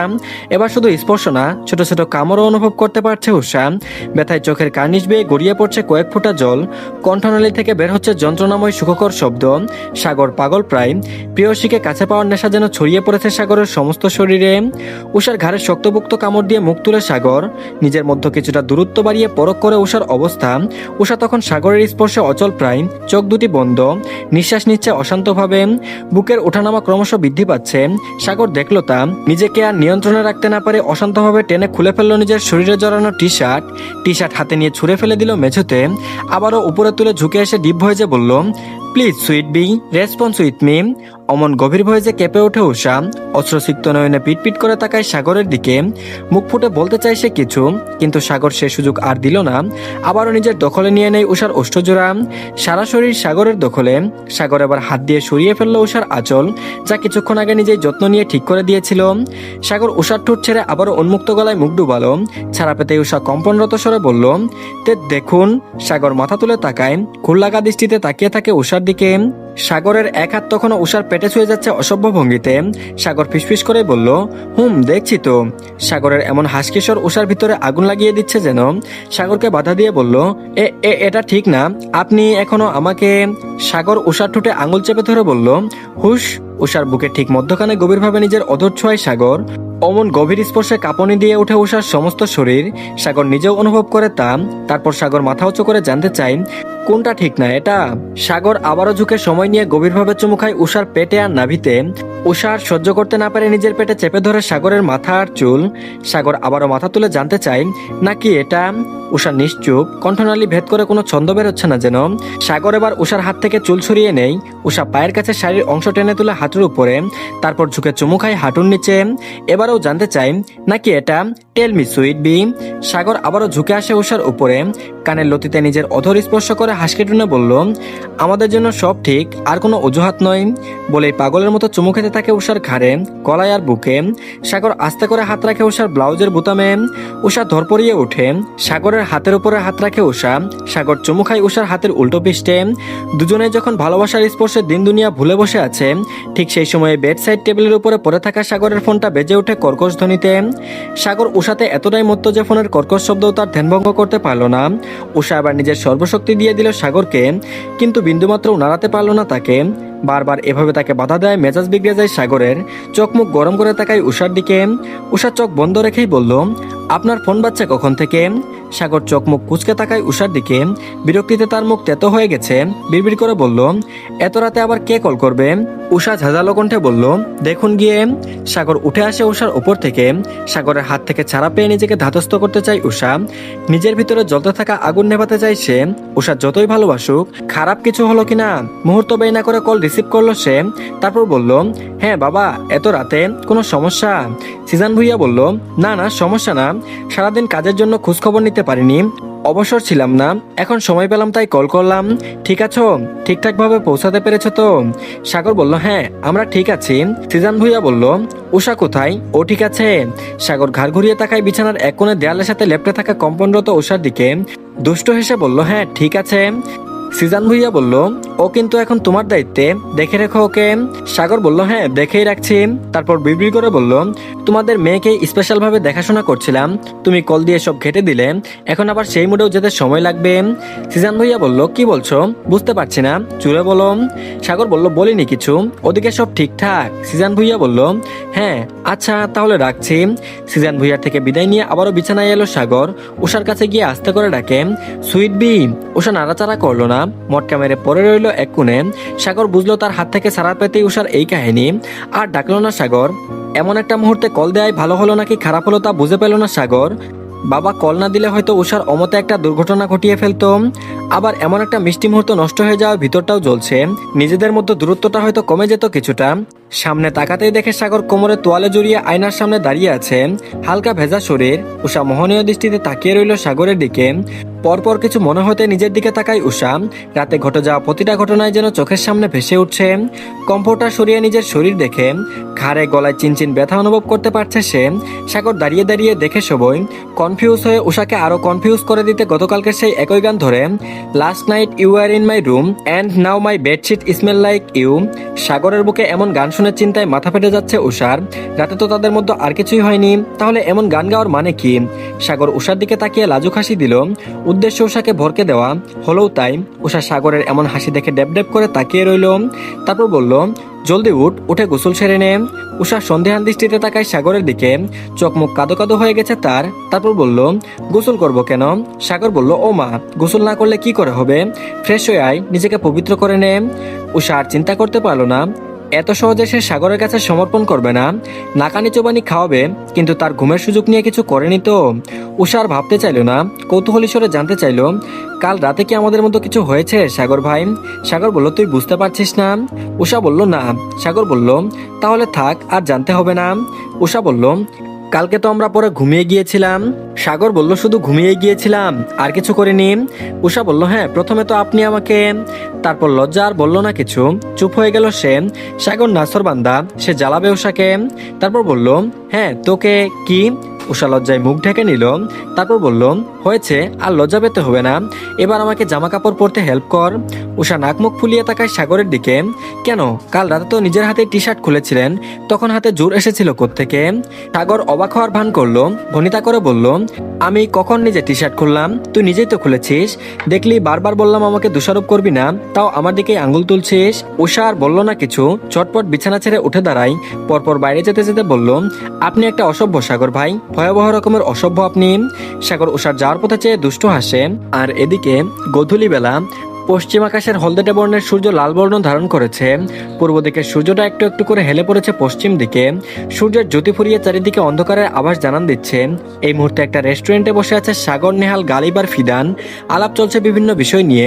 গালিব আর নেহাল মূলত কথা বলছে সেদিনের সেই ছেলেটির ব্যাপারে, যে ছেলের সাথে সাগরের ধস্তাধস্তি হয়েছিল রেস্টুরেন্টে। তাদের কথার আগামাতা বুঝতে না পেরে ফিদান তার নিজ ভাষায় বলল, I came to Bangladesh to explore the country, but nothing went as plan. I didn't even get to properly talk to the person I came to see. I don't have any time left. I have to go back to London. The vacation is over. ফিদানের বলা বাক্যে সাগর তীক্ষ্ণ দৃষ্টিতে তাকায় ফিদানের দিকে। সাগরের চাহনি দেখে ফিদান কিছুটা সংশয়ে পড়ে যায়। বেচারা বুঝতে পারে না হুটহাট সাগর এভাবে তাকায় কেন। সাগরের দৃষ্টি লক্ষ্য করে গালিব বলল, হয়েছে ভাই, ছেলেটারে চোখ দিয়ে গিলে খাওয়া বন্ধ কর। স্বাভাবিকভাবেই কথা বলেছে সে, দেশটাও তো ঘুরতে পারেনি, তুই এক প্রকার আটকে রেখেছিস ওকে। গালিবের বলা বাক্য শ্রবণ হতেই বিরক্তিকর দৃষ্টি নিক্ষেপ করে সাগর, তাতে দাঁত চেপে হিসিয়ে বলল, এই বাস্টার্ডকে দেশে আসতে বলেছে কে? বাস্টার্ড? ফিদান সাথে সাথে উচ্চারণ করলো বাচ্চাটা। প্রুকুসকে চাইলো তিন বন্ধুর হাবভাব। গালিটা আসলে কাকে দিল এটাই বোঝার ব্যাপার স্যাপার এখন। ফিদান বলল, এনিথিং রং? সাগর বলল, নো। গালিব তো ঠিকই কথাই বলল, তুই ওকে একদিনের জন্য হলো নিজের বাসায় নিয়ে যা। ফিদানকে সবটা বুঝিয়ে বল, যদিও আমাদের যা বলার আমরা তা বলেছি, সে এখন আর আগের মতো ওইরকম বিহেভ করবে না আশা করছি। আজকে রাতে সবাই ব্যাক করবে, আমি চাচ্ছিলাম কাল পরশু ওকে আমাদের বাসায় নিয়ে যাই, সবার সাথে পরিচিত হোক, একটু সময় কাটাক, খাওয়া দাওয়া করুক। তারপর তোরা গিয়ে ওকে 3 দিনের টিপে নিয়ে কক্সবাজার যাবি, সেখানটা ভালো করে ঘুরিয়ে এনে দেশ ছাড়া করবি। আর ওকে দেশ ছাড়া করার সম্পূর্ণ দায়িত্ব গালিবের। পরের গম্ভীর্যপূর্ণ কথায় এবার কিছুটা নড়েচড়ে বসে গালিব ফাঁকা ঢুক গিলে বলল, আমার উপরে এই দায়িত্ব দিচ্ছিস কেন? ও থাকাতে তো আমার কোনো প্রবলেম হচ্ছে না, বরং তোর প্রবলেম হচ্ছে, তুই ওকে পাঠাবি ওকে। এবার সাগর রাগী দৃষ্টিতে তাকায় গালিবের দিকে। গালিব তা দেখে ডন কেয়ার ভাব নিয়ে গাছাড়া দিয়ে বসে। দুজনের নিশ্চুপ যুদ্ধ দেখে নেহাল হতাশ গলায় বলল, তোদের কাউকে ওকে দেশ ছাড়া করতে হবে না, ওর ছুটি প্রায় শেষ, ও নিজেই তখন চলে যাবে। আর সাগর, তোর প্ল্যান একদম ঠিক আছে, এভাবে আগানো উচিত। তারপর সবাই মিলে ফিদানকে পুরোটা বিষয় ক্লিয়ার করে বলে দেয়। তো ধন্যবাদ সবাইকে।